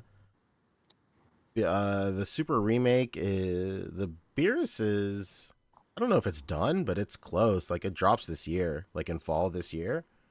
Jeez Louise. And so that means they got to go back and retell the whole story about like when they first turned Super Saiyan God. Like, is that we're going back that far? yeah, they're gonna do the whole Absolutely. super. Yeah. You know, about to re-release though that figure, so with a newer design, we talked about it on the show. So I guess that all makes sense now. Yeah, that When makes did perfect that sense. happen? Has that been 10 years yet? When did we first see the Super Saiyan God stuff? How do you remember the year? Yeah, I it's don't think it's been 10 2013. years yet. No, Oh, 13, okay. it's been more than 10 years. It's 2013. Oh, really? Oh, Really? shit. That's- God damn, that's crazy. Uh, Yeah, so I guess it's been I a guess long that's pretty time. much- What did you use? You used the word remaster. Yeah, I guess I guess it's a remaster. So like forgot what they said on stage. I think they said it was a luxury version of Dragon Ball Super. Amazing choice of words. But I mean, like I guess that makes sense too. I like that. Yeah. Well, I will be tuned in. I've been trying to talk my kid into watching Dragon Ball Z for a while, and she's been reluctant. I was like, at least watch the Tournament of Power with me. And she was like, okay, I promise I'll watch that with you after we finish Shippuden. And so now I will just tell her we can start over Dragon Ball together. Yeah, that's how you get her. Speaking of Dragon Ball, I did, correct me if I'm wrong, but in that trailer, was that new Dragon Ball animation, or was that updated Dragon Ball animation, or is that how that animation looked from the original Dragon Ball series at the beginning of the trailer? Because they kind of show his whole journey from like Dragon Ball through all the way up to Super. Oh, that's all new. That's all new stuff. Yeah. Okay, so it gave me hope, but then I was like Hawkeye, and I was like, don't give me hope, because I've been talking about on here a lot how much I would love for them to remaster Dragon Ball, because I was going to go back and watch it. But on the last time I said it, you were like, well, you'd be surprised of like, well, actually, that's not what you said. There was parts about the story that I didn't know about the fighting. And you said, I'd be surprised that they actually start fighting in tournaments and shit pretty early. But do you think there could ever be a world where we end up with a remastered Dragon Ball as well? Yeah. I mean, that's their break in case of emergency, like plan.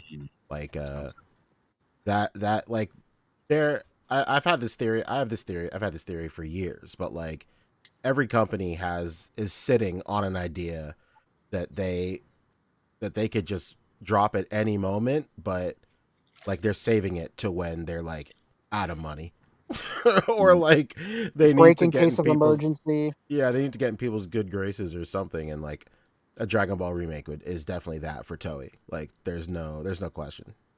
All right. What year are we on? What year of anniversary type shit? Are we at 40 years? Yeah, what are that's we? 40. The property 40? Yeah, the 40th. Wow. So maybe That's they'll crazy. do like some big shit like that for like the next milestone for like 50. Because that would give us 10 more years of whatever they're getting ready to redo with Super. And then maybe for the 50th anniversary, they do like a big drop of Dragon Ball where it all started and take it back to the beginning. Maybe. knows? Oh It man, makes I'm sense gonna for be 50. so old by then. I'm gonna be like 30. That's crazy. I can't even think Yeah. about something like that. Oh Right. man. Yeah, I 50 hate would you be more and more every day. 50 would be All right. Tell us about this. I mean, you mentioned it in the chat. The animation thing. What Oh, did you yeah. talk about that? The animation is just super great. Like it's these are all just like it's all iconic imagery from Dragon Ball that's just being animated with like industry leading animator and storyboarding. Okay. So it's just I love it. just amazing. It's super great. I mean, did they do this just for this, or are we gonna actually see this actually play out? No, it's just for this. They just did it for this. Okay. Yeah. Got it. What a time to be alive, fellas. We get to relive Super all over again. It's pretty great. Well, I mean, like, for Battle of Gods, Beerus, and Revival of F, it'll probably be the same. But if they're going if they're doing manga, if they're adapting the manga, then the Goku Black Arc is going to be completely fucking different. And then the Tournament of Power is also going to be completely different. Like good or bad? But I mean, good. I mean, the Goku Black Arc is infinitely better in the manga. Like it's like night and day. I think so. And then the Tournament of Power. What's some of the things that they left out? Well, it's not even that they left it out. Give me like one major thing that was just like. So like all that in the Goku Black Arc, spoilers for people who haven't read a manga that's been out for 5 years, but in the anime at the end, they just lose, and like Zamasu is just like everywhere. He's like in the sky and all sorts of stupid shit like that, and they just abandon that universe. But in the manga, like Goku learns Hakai and he destroys Zamasu. He turns him into dust. It's the sickest shit ever. So there's a lot of different stuff. Like there's different grades of Super Saiyan Blue in the Goku Black Arc and all that stuff. It's really, really cool. In the Tournament of Power, like the matchups are different. I mean, like they still win and stuff like that, but like all the matchups are completely different. There's this insane fight with Gohan and Kefla, and it's just Master Roshi like unlocks like a lower tier version of Ultra Instinct as well when he's fighting Jiren. It's so cool. So the manga is absolutely insane. Well, you know what my hope is? I hope that they're doing all of this, everything, this remaster, this relaunch, all this promo, all this hype, just so that we can get to the images that are used in Dragon Ball AF. That's really what it's all about. Oh my! Yeah, they're gonna redirect us so that Ultra Instinct ends up being white-haired, long-tailed. That's what Ultra Instinct Goku's going to Super Saiyan a million. Yeah, that's what it's all about, and that's what we're all here for. I mean, that's going to happen. There's no question about it. Like Toyotaro is the guy that made that stuff, so he's been slowly incorporating all of his Dragon Ball AF like fan manga stuff into the actual manga. So like there's like there's like a superhero arc in the manga where Goten and Trunks are in school, and like half of that stuff is from the Dragon Ball AF manga. So like, he's very interested in own agenda, which is I don't know, you can feel either way about that, but whatever. You hear that, AF fans? We eating, baby. We eating. And it sounds like in your tone that you may be coming around to this. I've been around. I've been saying this for. I didn't know you liked AF. I thought as like a purist, you were going to be on some like fuck AF. No, I mean AF is fine. It's just not real. So yet. Yeah, I mean like yet. It's just it's whatever. Yeah. But like I've always loved that design, and it just made sense. So when I saw Ultra Instinct for the first time, I think I was even more hyped because I thought that was getting us one step closer to that design, to that look. But I guess we gonna see. That's true. We gonna see. What is this Goku that's right here in the center?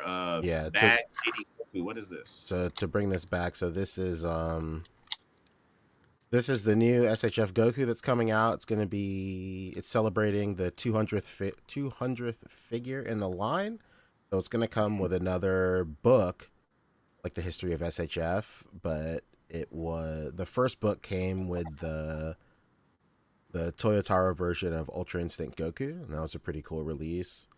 And then this is going to come with another book. And this is like an insanely what do you call it? Deep cut? I wouldn't necessarily. I guess it's a deep cut. It just depends. But like it's a chapter cover for Dragon Ball, and these are characters from Journey to the West, which is what Dragon Ball is based off of. So Goku is dressed as Sun Wukong and like all these other people. So it's really, really sick. Krillin dressed like the pig guy. Yeah. I see it now. Yeah. So I thought this was just like Laundry Day. No. So this is rad. I think this is like a really, really great release from This is a Toriyama design. Yeah, of course. Yeah, well, no, I mean, I mean, the clothes are from Journey to the West, but I guess like it's his spin on it. I guess. Yeah. Okay. It's his interpretation of it. Yeah. So what you're saying is there's a chance we may get that F1 Goku smoking the cigarette. Oh man, don't get me don't excited. Now you're talking. I just want Post Boy Piccolo. I want fucking Vegeta in the Hawaiian shirt. I want all of those. That is cool. Would they ever do something like that as like exclusives? I mean, down the road for sure. Yeah. I'm like they've been on polls.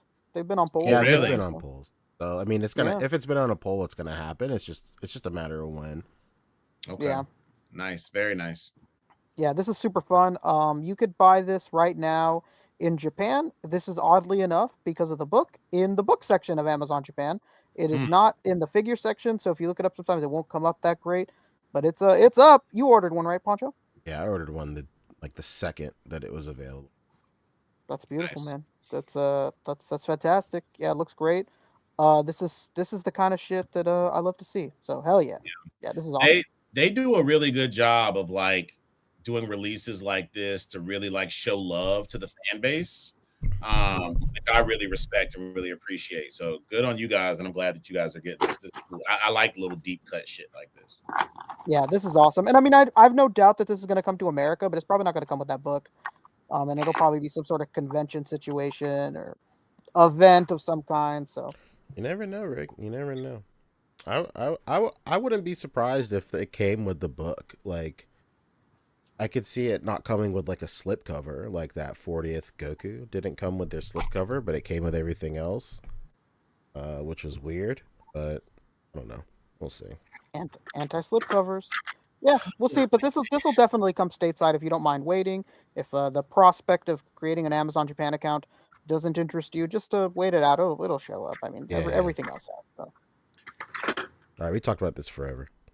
Yeah, let's move on. There was a lot of Bandai stuff. Yeah, There's a lot of Bandai stuff. Do we want to, Richolas? Do you want to catch? I think we had 2 super chats come in before we segue. Yes, absolutely.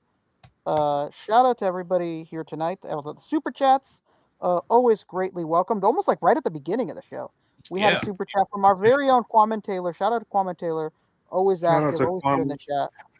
The fucking man says like and subscribe. You heard him. It wasn't me. It was him. So if you don't do it, you're gonna piss him off. And me too. Thank you so much, Kwame Taylor. You're the fucking man. And a super chat later on, not that long ago, from Jeremiah saying, as a ML collector and a WWE collector, I'm confident Mattel will do both soft goods and keep BAF waves alive when it comes to DC characters. Man, I really hope so. Wow.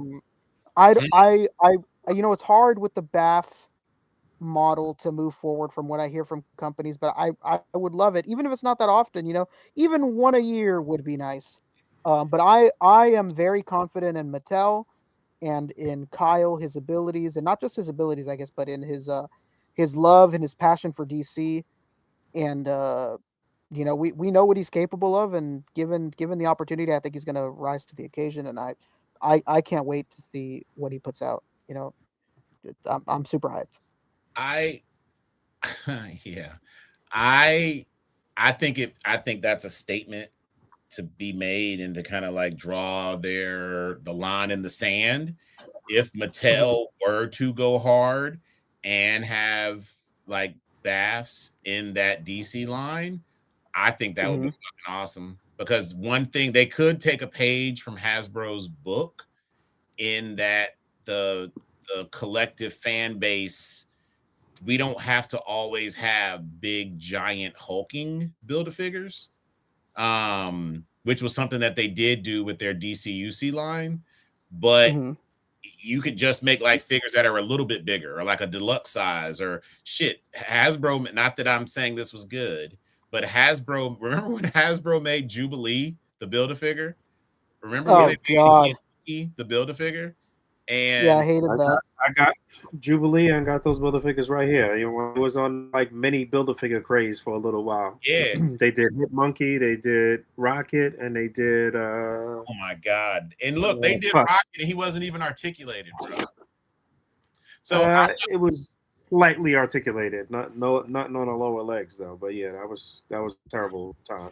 yeah, but I'm not saying they go that hard and go that small, but I have always enjoyed the concept around Build-A-Figures, especially if you're able to keep the price point around that like sweet spot of $21.99, $24.99. I think it's something cool. It also adds, even if you aren't like in for that Build-A-Figure, I used to like the community when like Build-A-Figure, like swapping and trading and selling was a big deal. And like the fun that you have trying to hunt down the Build-A-Figure parts that you needed, especially if you were building. Yeah, I mean, Yimbo keeps it alive. He has like some sort of channel, I believe, on Instagram where he has like everybody like, hey, you have this piece, I'll give you this piece sort of deal. So shout out to Yimbo of the Toy Daddies and Toy Pick community. Shout out to Yimbo. What a guy. Nice. So that's a really good point. And so hopefully we'll see what they do. McFarlane didn't do any Build-A-Figure stuff, did he? I remember in the beginning he did, because you could get like Cyborg was a Build-A-Figure. No, they still do Build-A-Figures. They do? Very sparse, but they do it here and there. They're Batman stuff. They have Build-A-Figure. Yeah, click, collect, and connect, I think is what theirs was called. Because I remember the horse from The Dark Knight Returns was one of them. And so like I said, even if it's not often, even if it's just a once a year thing, I would love it if they did do it. You know, doing like a once a year redo of an old Collected Connect would be awesome. Like a Camo, or you know, that was good times. Giganta or Apache Chief, you know, whoever. I think that'd be awesome. So heard. Be nice. That'd be nice. All right. What else you got, Boog? Anything else pressing, enticing? Not really. I'm over here kid bashing, making detectives, and I opened these cop figures for the first time. How do you like them? I love them. They're great. Yeah. I'm over here. You heard it here first. Boog loves with cops. all my extra little medallions. Oh, that's funny as fuck. Just I didn't hear you. That's funny. I said you heard it here first. Boog loves cops.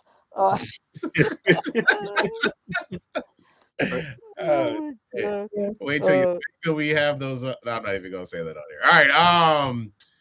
What was I gonna say? I think we're gonna look at some pictures tonight too, huh? Are we gonna look at some ACBA? There's like a million Tamashii Nations things first. Well, yeah, we could brush on them really fast. Take us through all 1 million of them. Let's look at this. Let's breeze through the Tamashii stuff. Yeah. RX, Shinkocho Seiho right here. Yeah, unreal. Got cloth with on his the legs. Fucking cloth legs for seemingly no reason. This is very aesthetically only sort of thing. It's not going to limit him. It's not going to do a lot for him besides aesthetically. But I'll take it. Shinkocho Seiho RX was my most wanted Kamen Rider, I think, from them. And I mean, there's fucking Shinkocho Seiho, yes, but SHF, no. They've done SHF before, but a long time ago. And this one it fucking looks like a guy in a suit, which is exactly what you want. I'm super hyped for this. A lot of people worried that the cloth is going to hinder or something. I really doubt it. So what's happening right here? What is he pulls his sword out of his navel? Out of his belt. Do you see there's like red circles there? He pulls it out of the belt basically. Yeah, that's and cool. Becomes a bit more physical when he does. This is really cool. I'm super hyped for this. I don't know if they're gonna remake Acrobatter, but it would be nice if they did. But I suppose it's not necessary because you could just buy the old SHF one. But that is expensive. It's almost like $100. So maybe re-release a new one. Looks great. Are both of you guys really into? Well, I guess Ollie. I won't exclude you, Mr. Nice. Are all of you guys into Masked Rider heavy? Not us, but Boog is a huge fan. Boog is number one fan. Yeah, I love Masked Rider. I love Kamen Rider stuff. I watch it with the boys all the time in the voice chat and whatnot, and we geek out and watch clips, and you know, it's the best. I think this is one of those fever dream shows that I talk about from time to time, Rick. Like, I think that I accidentally watched this guy on like TBS back in the day at maybe like 2 or 3 in the morning when I was like a teen. Well, this guy this guy was on a failed spinoff of Power Rangers too. They had like a 2-part he was episode. ported to America. Show once upon a time. Yeah, absolutely. It was done by Saban himself, and he was named Masked Rider. So I said Masked Rider earlier. That's wrong. That's the American version. That's the American name. Okay, Masked Rider is what they are. are. Common Rider is which I mean, you know, you weren't wrong. So yeah, this looks great. I'm super hyped for it. Definitely gonna order it. It's my nostalgic rider. It's crazy. I've never seen that done on anything before, and that's very out of nowhere. That's pretty cool. Yeah, that is cool. Mamma mia! Here's the bane of a lot of people's existence. Hunter x Hunter Hisoka. This it's a shame that he's such a terrible person because this figure looks incredible. This figure looks like it jumped right off the screen. The posability looks stunning, honestly. Yeah, I'd say. And I'm just gonna right here. I'm just gonna have him like that the whole time. He's just gonna be fucking getting his absolute ass beat the entire time. I don't want him in any other way. My wife said that that's the only way he can enter this home is if he's getting his ass beat the entire time. So that head sculpt will always remain on his face. You can do what you wish, but that'll be what happens in this household. Yeah, I think that they put you on a sex offender list if you pre-order this because I showed my wife. She's like, "You're not buying that." Yeah. I was like, "No." Like, look at the face he comes with. He comes with an extra gone face. He looks great. I have it. I love the DLC, but Hisoka is a very, very I used to feel uncomfortable watching Hunter x Hunter, and I used to be like, this dude is gross. He's disgusting. He's absolutely what's his horrible. deal? Why is he so gross and disgusting? He's like a pedophile. Yeah, he really enjoys pizza parties. Yeah. Gotcha. He's a terrible, terrible character. Yeah. Thank God he comes with that ass beating face because that's literally the only reason he's getting purchased for. And I mean that going face. And that effect is really nice, you know? That's a really impressive. What was it called? Gum or no, that's a Luffy. Yeah. It was like sticky gum or some shit. Yeah, it's gum something. And remember he does a speech of like bungee gum. It has the bungee gum, yeah. It has the properties of gum and yeah. Use that for your Majin. There's this. That torso looks incredibly impressive. I said use that for your Majin Buu. Ooh, yeah, from his little antenna. Yeah, when he turns people to chocolate. You're onto something, brother. You're big fucking brain. You're cooking with grease, big guy. All right, here's eating pieces of shit for breakfast, Superman. Dude, how did tell me if I'm tripping, Poncho, because you have a much better memory than I do. You know, sometimes I can exaggerate things for the joking effect here. But does this not look even more like Shooter McGavin than it did when they first showed it? Am I out of my mind? Right here, this is Shooter McGavin. There's no fucking way. It looks more like him than the sample. What the fuck is going on? Why does it look like this Shooter? Right here? It's just like, dude, look at that. You see Shooter right there. Right there. Shooter. So, but here's a question: why is his suit? So that looks okay. That looks crazy as fuck. Who did that? I think it was him. Isn't that a blooper? There's no way. I don't. It has to be. Come on. I want to believe. I'm through an X-Files filter. Why is his suit so textured? Because the suit did not look that textured in the movie. I don't know. I feel like this. I have no idea. They did the same thing with the Flash suit too. Like the SHF Flash suit is crazy textured. I don't know. Who knows? They're gonna make. I can't wait until they show off their Lex Luthor and he looks like Happy Gilmore. That's what's really going to seal the deal. That's Dude, don't get me excited. All Adam Sandler. That's gonna be dope. Yeah. Wonderful. This is pretty cool. An accessory pack. Accessories pack here. Comes with the board, the rod, the backpack. Those. Did you just tell a story about how you had to get creative to get the fishing rod, Rick? Yeah, I went to Ross. Oh, shout out to that little fucking the tournament puck that he gives Hisoka back. I went to Ross and I found a figure of Gon sitting there fishing. It's like a little Mhm. statue or whatever. And I bought it for like, I don't know, it was like $5 or something. And I was like, man, I wonder if the poll comes off. And I'd forgotten that Vince had gotten it and confirmed that it did. So I got home and I was like, oh fuck yeah! And I opened it, took off the fucking the thing out of his hands, and it's perfect. So it's funny because you'd think like, oh, well, then you really need this set. It comes with the poles, but the one that I have is like a perfectly extended one that isn't rounded. Like the extended one that Gon has is him like about to shoot the lure, and then Mhm. the other one he has is when it's compact in the backpack. I have one that's just straight normal. Um, so it will be different at the end of the day, thankfully. Man, this options part set is a must buy. It Well, comes with the cans of orange juice, so good. how many monies?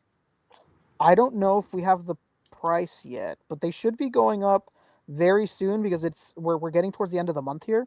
So they Mhm. should go up probably like Monday or Sunday, The possibly 2nd of Tuesday, February. So 2nd of February. oh, Yeah, so Monday. Yeah. yeah, so Monday. Yeah, we'll know really soon the prices, but I don't imagine that this is going to be crazy expensive. I don't Duh. remember what you know what, whatever the price of the My Hero Academia set will probably be the price of this one. I didn't buy that one, so Huh. um I like this. I do have a question. I still don't mhm, have Killua, as I've said mhm. numerous times. Does he come with the yo-yo already? No. No, Oh, so them no. not including the yo-yo here is kind of oversightish to me. That to me Well, that just says that they're just gonna do another pack. Do another one. yeah, Yeah. another pack or it might come with like his sister or something. Hmm. I could see something like that happening. That'd be nice. Yeah. Um And so maybe they'll yeah, this do is the awesome. inverse. This pack seems to be gone heavy. Maybe on the next one they'll flip it and make it Killua heavy, and then just do some dome Ooh, yeah. accessories. Do Yeah, like the bag with the heart in it or something, and like his yo-yo and yeah, it'll be awesome. I'm hyped. It's really cool. yeah, that looks good. Wonderful. It's This came out of homeboy. nowhere. Yeah, I know. We're still doing stuff from Shin Kamen Rider That's crazy. in the year of our Lord 2026. Really cool design though. This is fucking gnarly. This looks Yeah. like if hey, can we make Carnage a character in Masked Rider?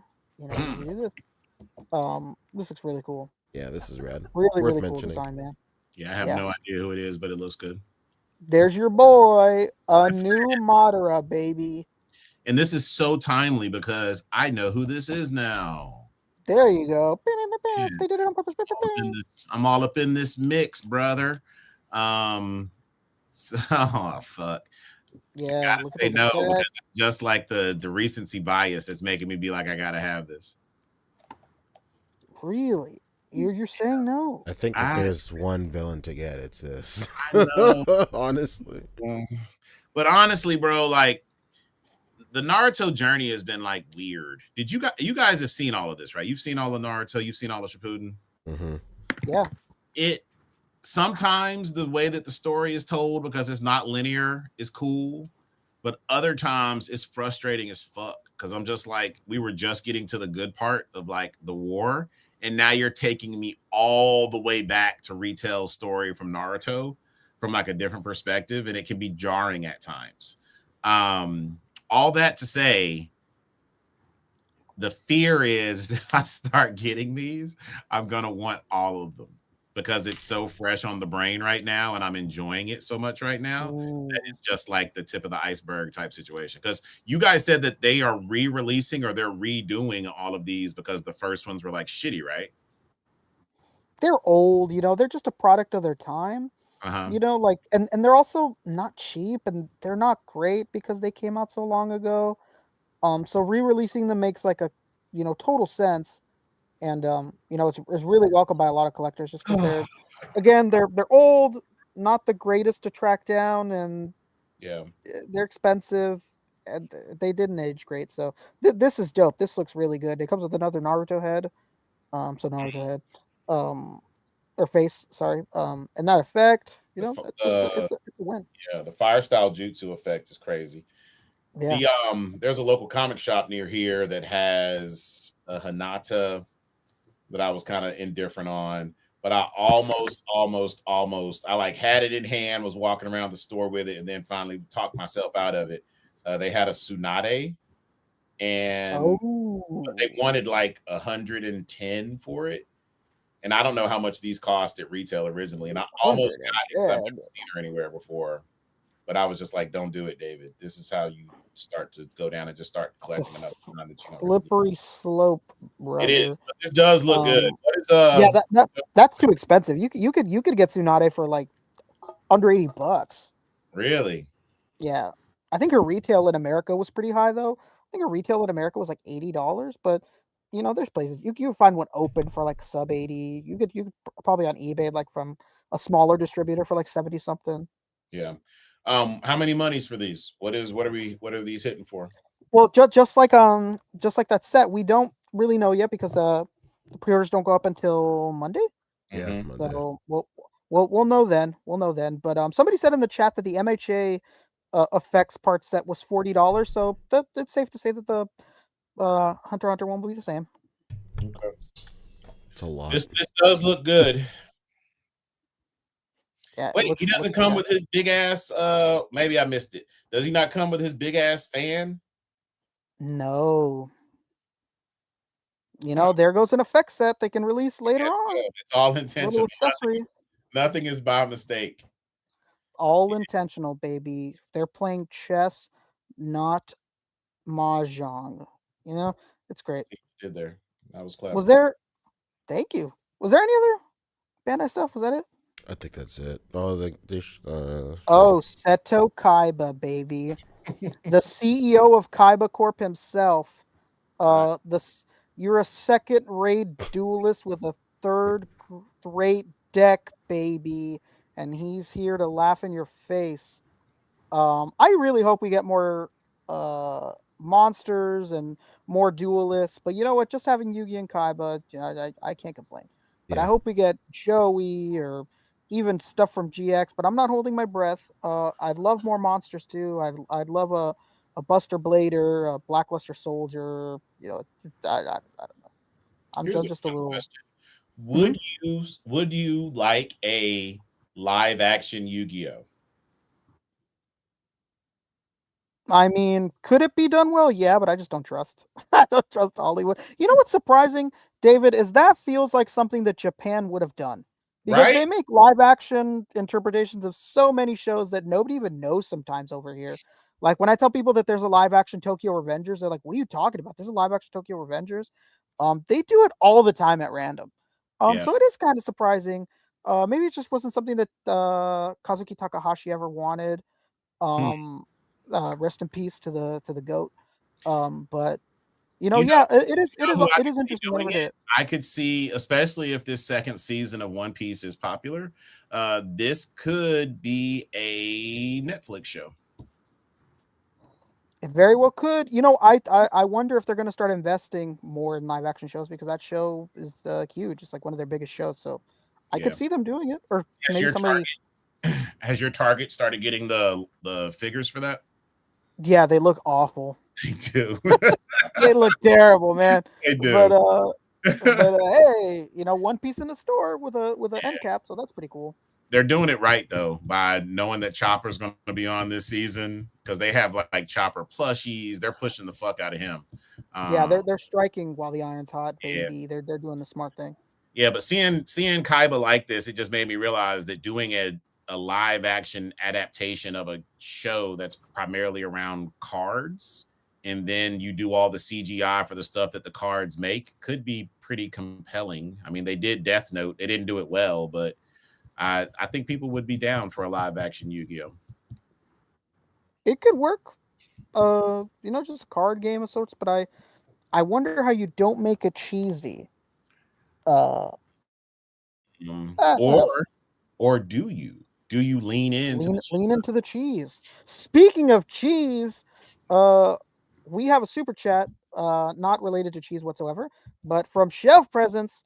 Shout out Shelf Presence. I think he's at work right now, but thank you for tuning Shout in, out whether to at work. Shelf Presence. Absolute pillar in this community, always in the chats, always super active and positive. What a fucking guy. Says, have a great weekend, gents. East Coast crew, stay warm. Yeah, Walton, we're hearing about that snow you said earlier. I So literally just was looking to see if I wanted to grab like pizza or something right now. It's like 6 degrees over here. I'm like, damn, that's nasty. It's gonna be 70 to 77 all next week over here. That's pleasant. Sorry. AP, there was no reveal of Figuarts Demon Slayer Inosuke. I have no idea who that is. Was there an Inosuke one? Dude with the boar head. Yeah, he's the guy with like the boar's head on his head. No. What? I don't remember there being an Inosuke. Yeah, they tripping. They announced that he was next, and there has been no other leaks or anything. All right, I guess. Well, you know what?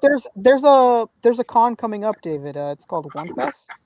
It's next weekend or the weekend after. So there's gonna be a lot of news coming out. I'm actually kind of, if it wasn't for the fact that these things are gonna be pre-orders, they might have not revealed them. Touche. All right. Well, keep us posted. Are you going to WonderCon? Me? Yeah. That is the plan. That is the plan to do WonderCon. All right. Cool.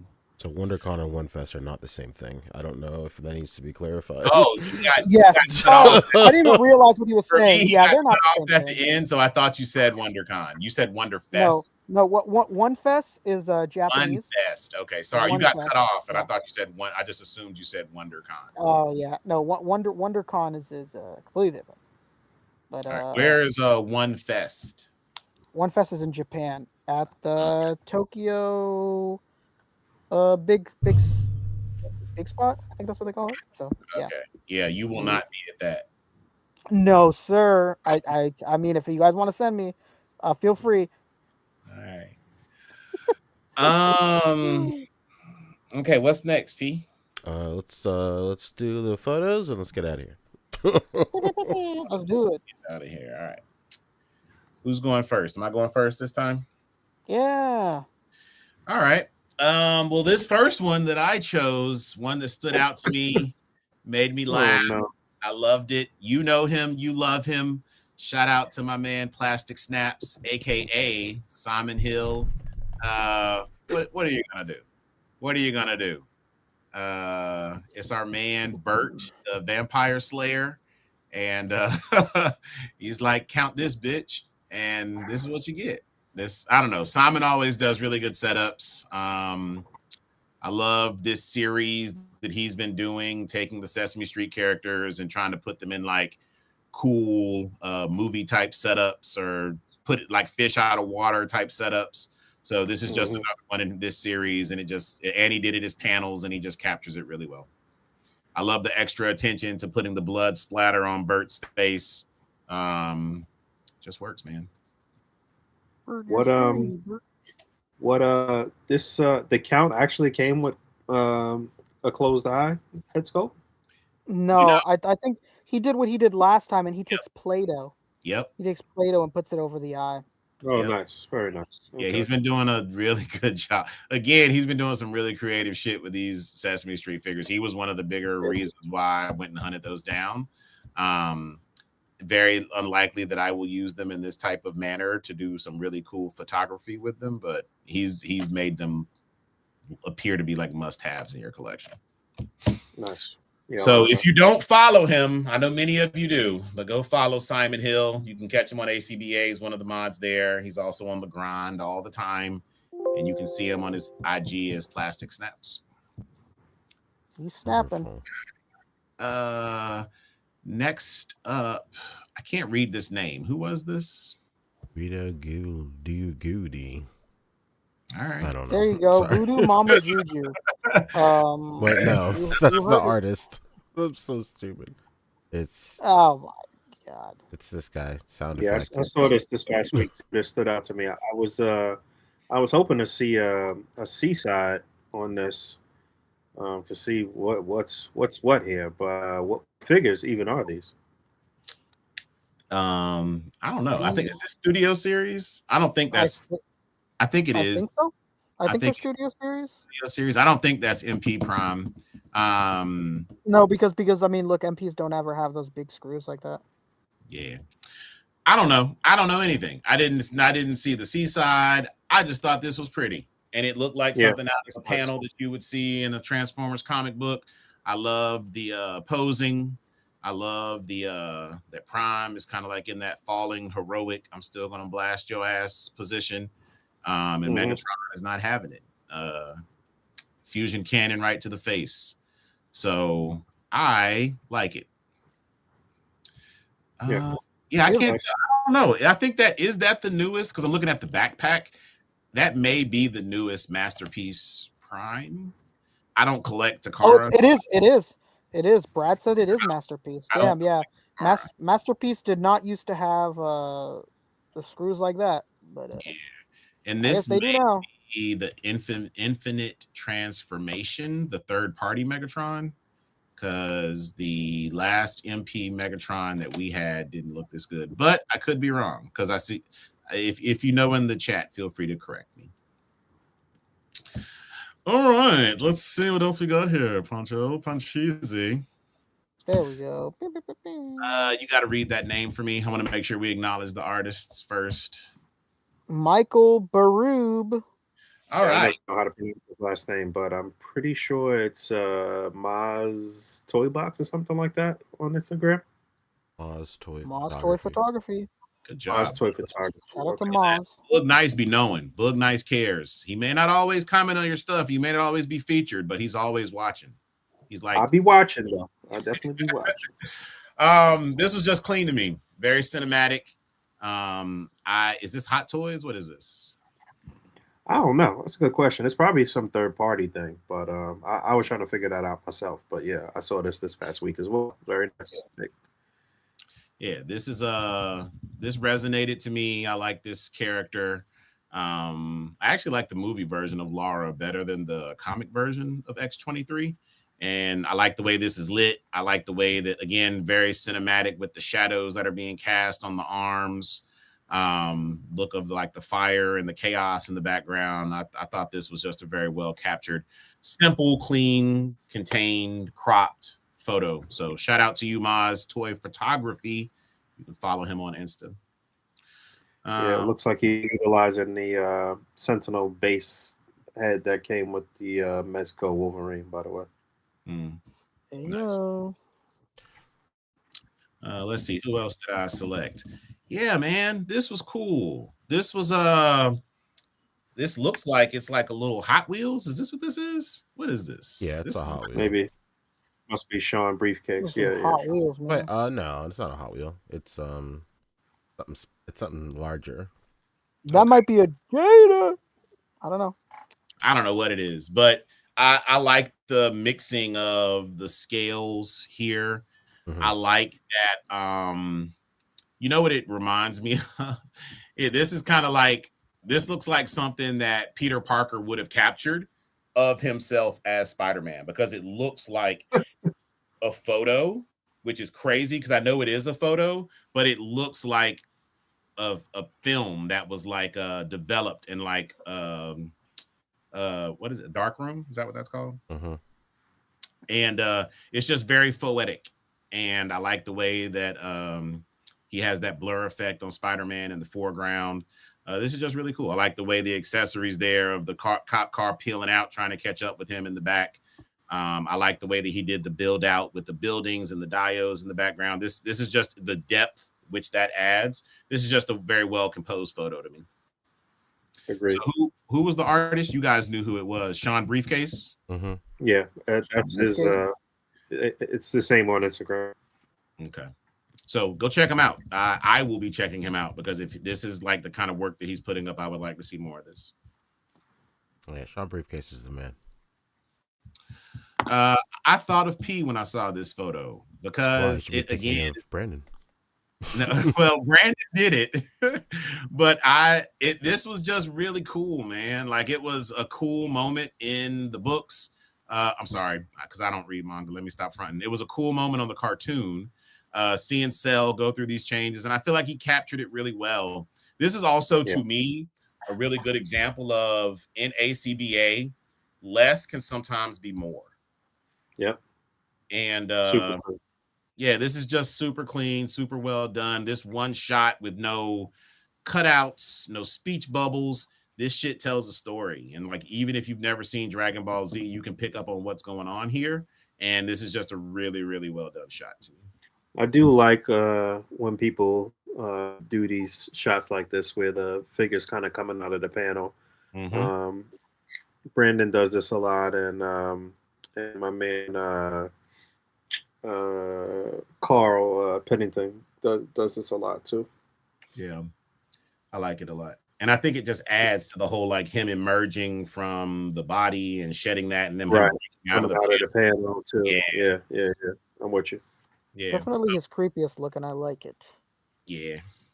What else do we got? I think I maybe have a few more of these. So I chose one last week. I feel of this same character or someone from this Mezco line, like on top of a car in the wasteland. Yeah, it was Vapor. Was it this? It was Vapor, but was it this same artist? Because I don't think it was, or maybe. I'm pretty sure it was. This looks like well, maybe not. I thought this was Max Fisher, maybe, but it's not. I don't know this. Well, again, go ahead. Hold on a second. I gotta check something. All right. Well, while you check, while you fact check, I like this. This again, I like things that tell stories. I like, you know what? I like being drawn into a photo, and you have enough stuff going on that it's not busy, but I find myself looking at the different quadrants of your photo that you've put together. And it's just a lot going on here. Like, I was looking at the posters that were on the back of this place. I like the placement of the grill because it kind of tells the story of how he's cooking these things. I see that the guy got here in the motorcycle. The dog is like giving you the look like, don't eat that shit. But the fact that he's like getting ready to eat like a rat sandwich, and he's got this face like, okay, I don't know if I want to eat this, but the dude is positioned with the cleaver.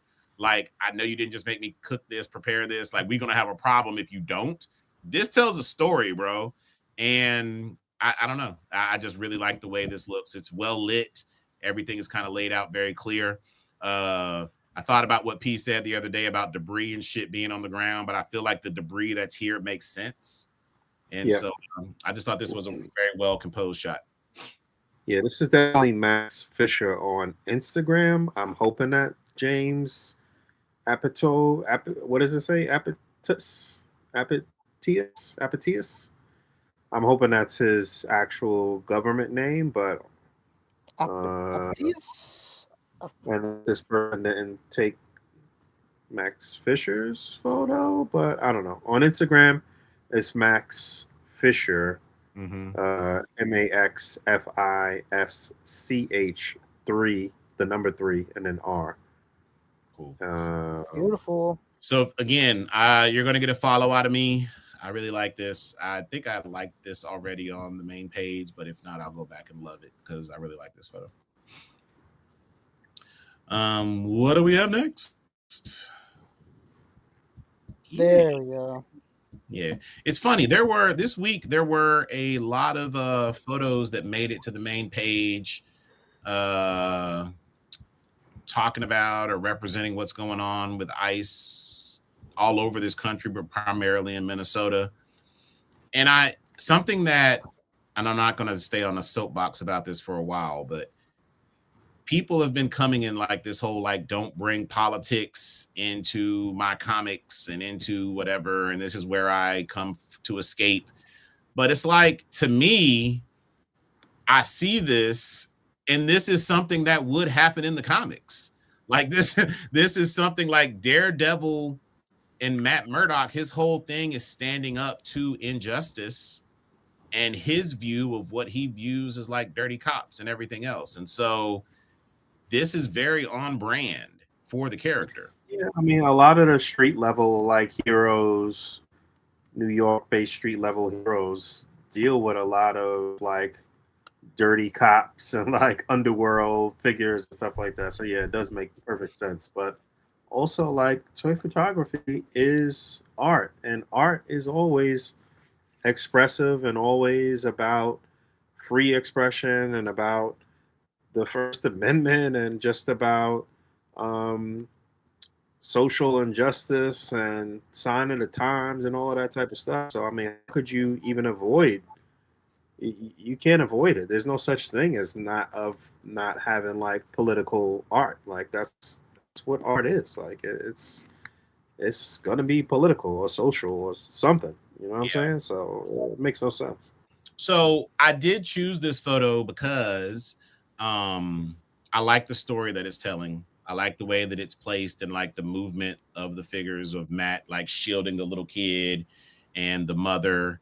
And then, you know, definitely have the ICE agent with the mask on and he's confronting the other one. Something that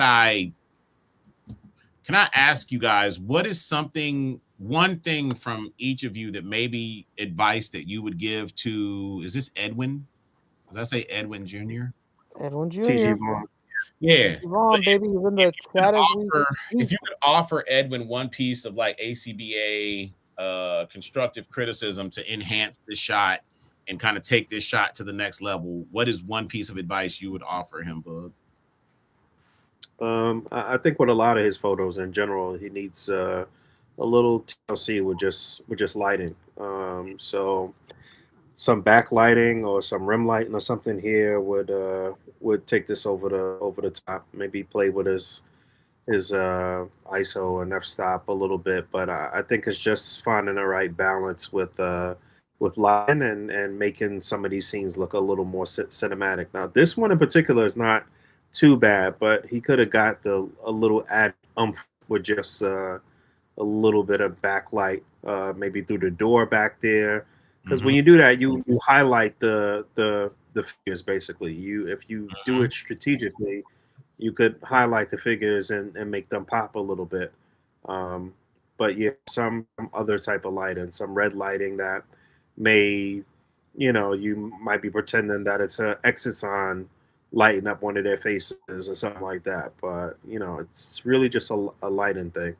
In terms of his position and framing and stuff like that, it's good. You see what you need to see, but it's just a lighting thing, I think. Yeah. How about you, P? Any one piece of feedback you would give? P is gone. Okay. No, I'm here. Sorry. Okay. What did you say? I said, yeah, based on, is there any one piece of feedback you would give for Edwin to kind of take this photo to the next level? Bug pointed out lighting. He had some tips about lighting. I would say play with framing a little bit more creatively. Like, this works really nice as just like a nice textbook frame. Like, Matt Murdock's in the middle, these agents are off to the side, but there are a lot of creative ways that you could spice up a very dialogue heavy scene like this with the framing that helps like guide your eyes towards different things. Like, experiment with playing with like rules of thirds. Like, this agent could have been moved over a little bit to the left so it lines up perfectly with the third of the frame there. And then the same thing with this agent as well. This one is placed a little bit better than this one. But this is just nitpick stuff at the end of the day. Yeah. And again, like I like this photo. Like, we're featuring it, but just there are always times for us to get better at our craft. And the lighting one was the one that I was going to point out as well. Because it made the one thing I thought about when you said the red exit light, or the light to represent the exit light. I was thinking you tell a little bit more of a story if they're like under a marquee or like a billboard that's giving off some ambient light. Yeah, I was thinking that too. Anything from you, Rick? Any one little small little piece of something that could take this to the next level? Oh man, so this is a new one. None of you guys have said it yet, so I'm going to take the time to say it myself. I think lighting would have Yeah, you know what? Just a bit on the back with the family back there would have been a bit better for sure. Nice. I love that you have this one guy in the front. I don't know who the fuck he is, but I call him the right wing shithead head sculpt figure. He Yeah, probably it looked good. he probably looks like that meme where like the guy's like, I don't like that, and it's like all the Yeah. dudes wearing the sunglasses and shit. Don't care about your pronouns, bro. And it's like him with his Ray-Bans on in a work truck. You know the guy. Oh yeah, I know him very well. This was in my lot of photos that I picked to be featured too, TG Vaughn. So hell yeah, you unknowingly had a double. You would have had a double feature. Me and David both picked this one. Nice. All right, let me go ahead and power through these last few so I can get to Rick because I know we're trying to wrap up. That's it. Oh, that was my last one. Yeah, that's it. Perfect. Ended with some feedback. Love the way that worked out. All right, Great take it pitch. away. Here he is, old BC himself, Brian Carter, Mr. Cap Lives. Yeah, this was dope. Looks like she just got done molly-whopping these boys, and she's ready for extraction. It's fantastic. It's beautiful. Wonderful. Yeah, shout out to Brian. What a guy. It's great. And here we have... who is it? I can't read that name. Jesse F. Jesse. Photography. With the impossible last name. Yeah, this was dope. He has the seaside in the comments, and you could see like what he bared to get this done, baby. And he did a great job, I thought. I think it's really clean. Love the setup. Straight in the snow. What's better than that? What's better than real life lighting, brother? You know what I mean? There's no Lonzies here. This is just real deal sun reflecting off the snow. What a guy. Yeah, he's always got clean stuff. Yeah, super clean. Love it. Love this TV. Ooh, look at that. This is that one brand of turtles. God, I can't remember that. I can't remember every damn turtle. They just dropped, right? Yeah. Joy Toy. There you go.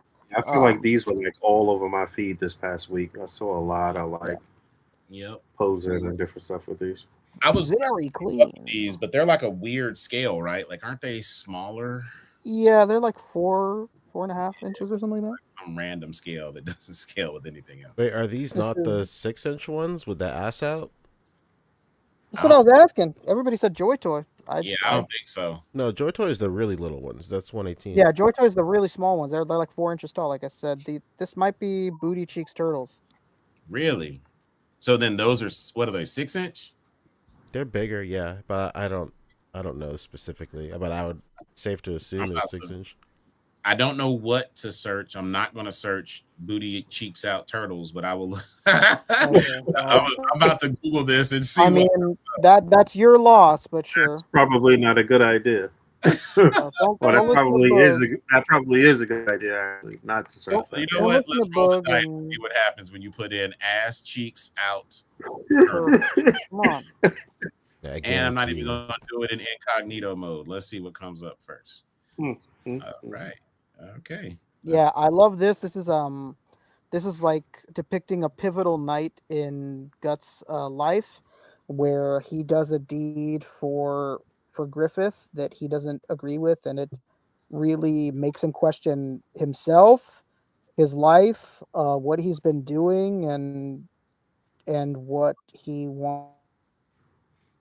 It's like a huge night for Guts, and I love that somebody depicted it. Got that black hood. He's up to nefarious deeds, and it'll haunt him for the rest of his life. Very cool. Man, that's crazy. Yeah. And here we have, I could just hear Keith David cursing the fuck out of somebody in an alley. And I saw this picture. All I thought was, what's that one scene where he like curses that fat guy out? Like, you disgusting piece of, like, he's just a fucking dirty piece of shit. Keith David is a fucking national treasure, man. Oh man, absolutely. But this is a good shot. Who did this? David Pruitt. Yeah. Pruitt himself, P-Dog. This has got really great atmosphere. This looks This looks just like the HBO cartoon. This is crazy. Yeah, I told you when I saw it, I was like, damn, like I could just hear his voice, like calling that fat guy some shit. Yeah, You piece of shit. You know, I could just, I could hear it, man. Was that Raphael the Ling Zhu Hun Ninja Turtles? Is those the ones with the ass? Yeah, there you go. That's the name, Ling Ji Hong. Yep. Okay. Yeah, Who was that last photo by? I don't know if you said it. The Collecting Critic, I think. Hold on. There you go. Okay. Let's see. Yes, the Collectible Critic. Collectible critic. Okay, yeah. All right.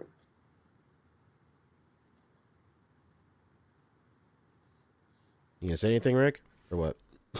Yeah, I love the colors here. Somebody has to keep up with the chat. I was reading if I missed anything. I love the colors here, and I just love the expressions. You know, perfect. Him being all pissed off, Mikey just having the best time. This is fun. This is really fun. I love good little shots like this. Love the colors. Anytime somebody works with these 80s turtles, I feel like the colors always work out really well. Did any of you guys get these? Get the NECA re-releases of these in the individual boxes? No, I can't keep up with turtles, man. It's just 2026. There's too many options out there. I can't do turtles anymore. It's too much. But they look great. And you know what? I did buy them a long time ago, that big 4-pack that they did at one point. And somebody offered me an obscene amount of money and I sold them. And I was like, well, I guess that's that. So, I'm turtleless. Yeah, there's just too much. It's overwhelming. You know, they sell well, so I'm in the minority. You know, people love it. But it's I've had my fill of turtles, I think.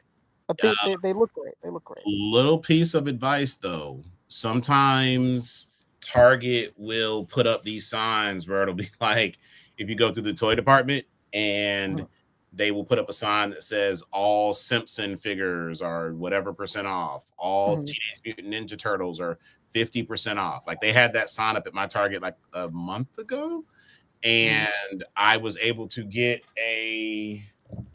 another Foot Soldier, the solo pack Foot Soldier, the NECA one, because even though it was not in the Ninja Turtles section over on the toy aisle, because they keep all these shits over in the video game collectibles aisle, I told the lady, I was like, you have a sign up that says all, and it says it, all Ninja Turtles TMNT 50% off. And I was like, so these are Teenage Mutant Ninja Turtles too. And so she was like, yeah, you're right. This is a Ninja Turtle. I know what the Ninja Turtles are, is what she said. And she was like, and this is one of them. Then she took 50% off of the NECA joints. David, I hate to break your heart, but they lost the license, so pretty soon that will not be available to you. The what? Playmates no longer has the license for Ninja Turtles. They lost it. Word?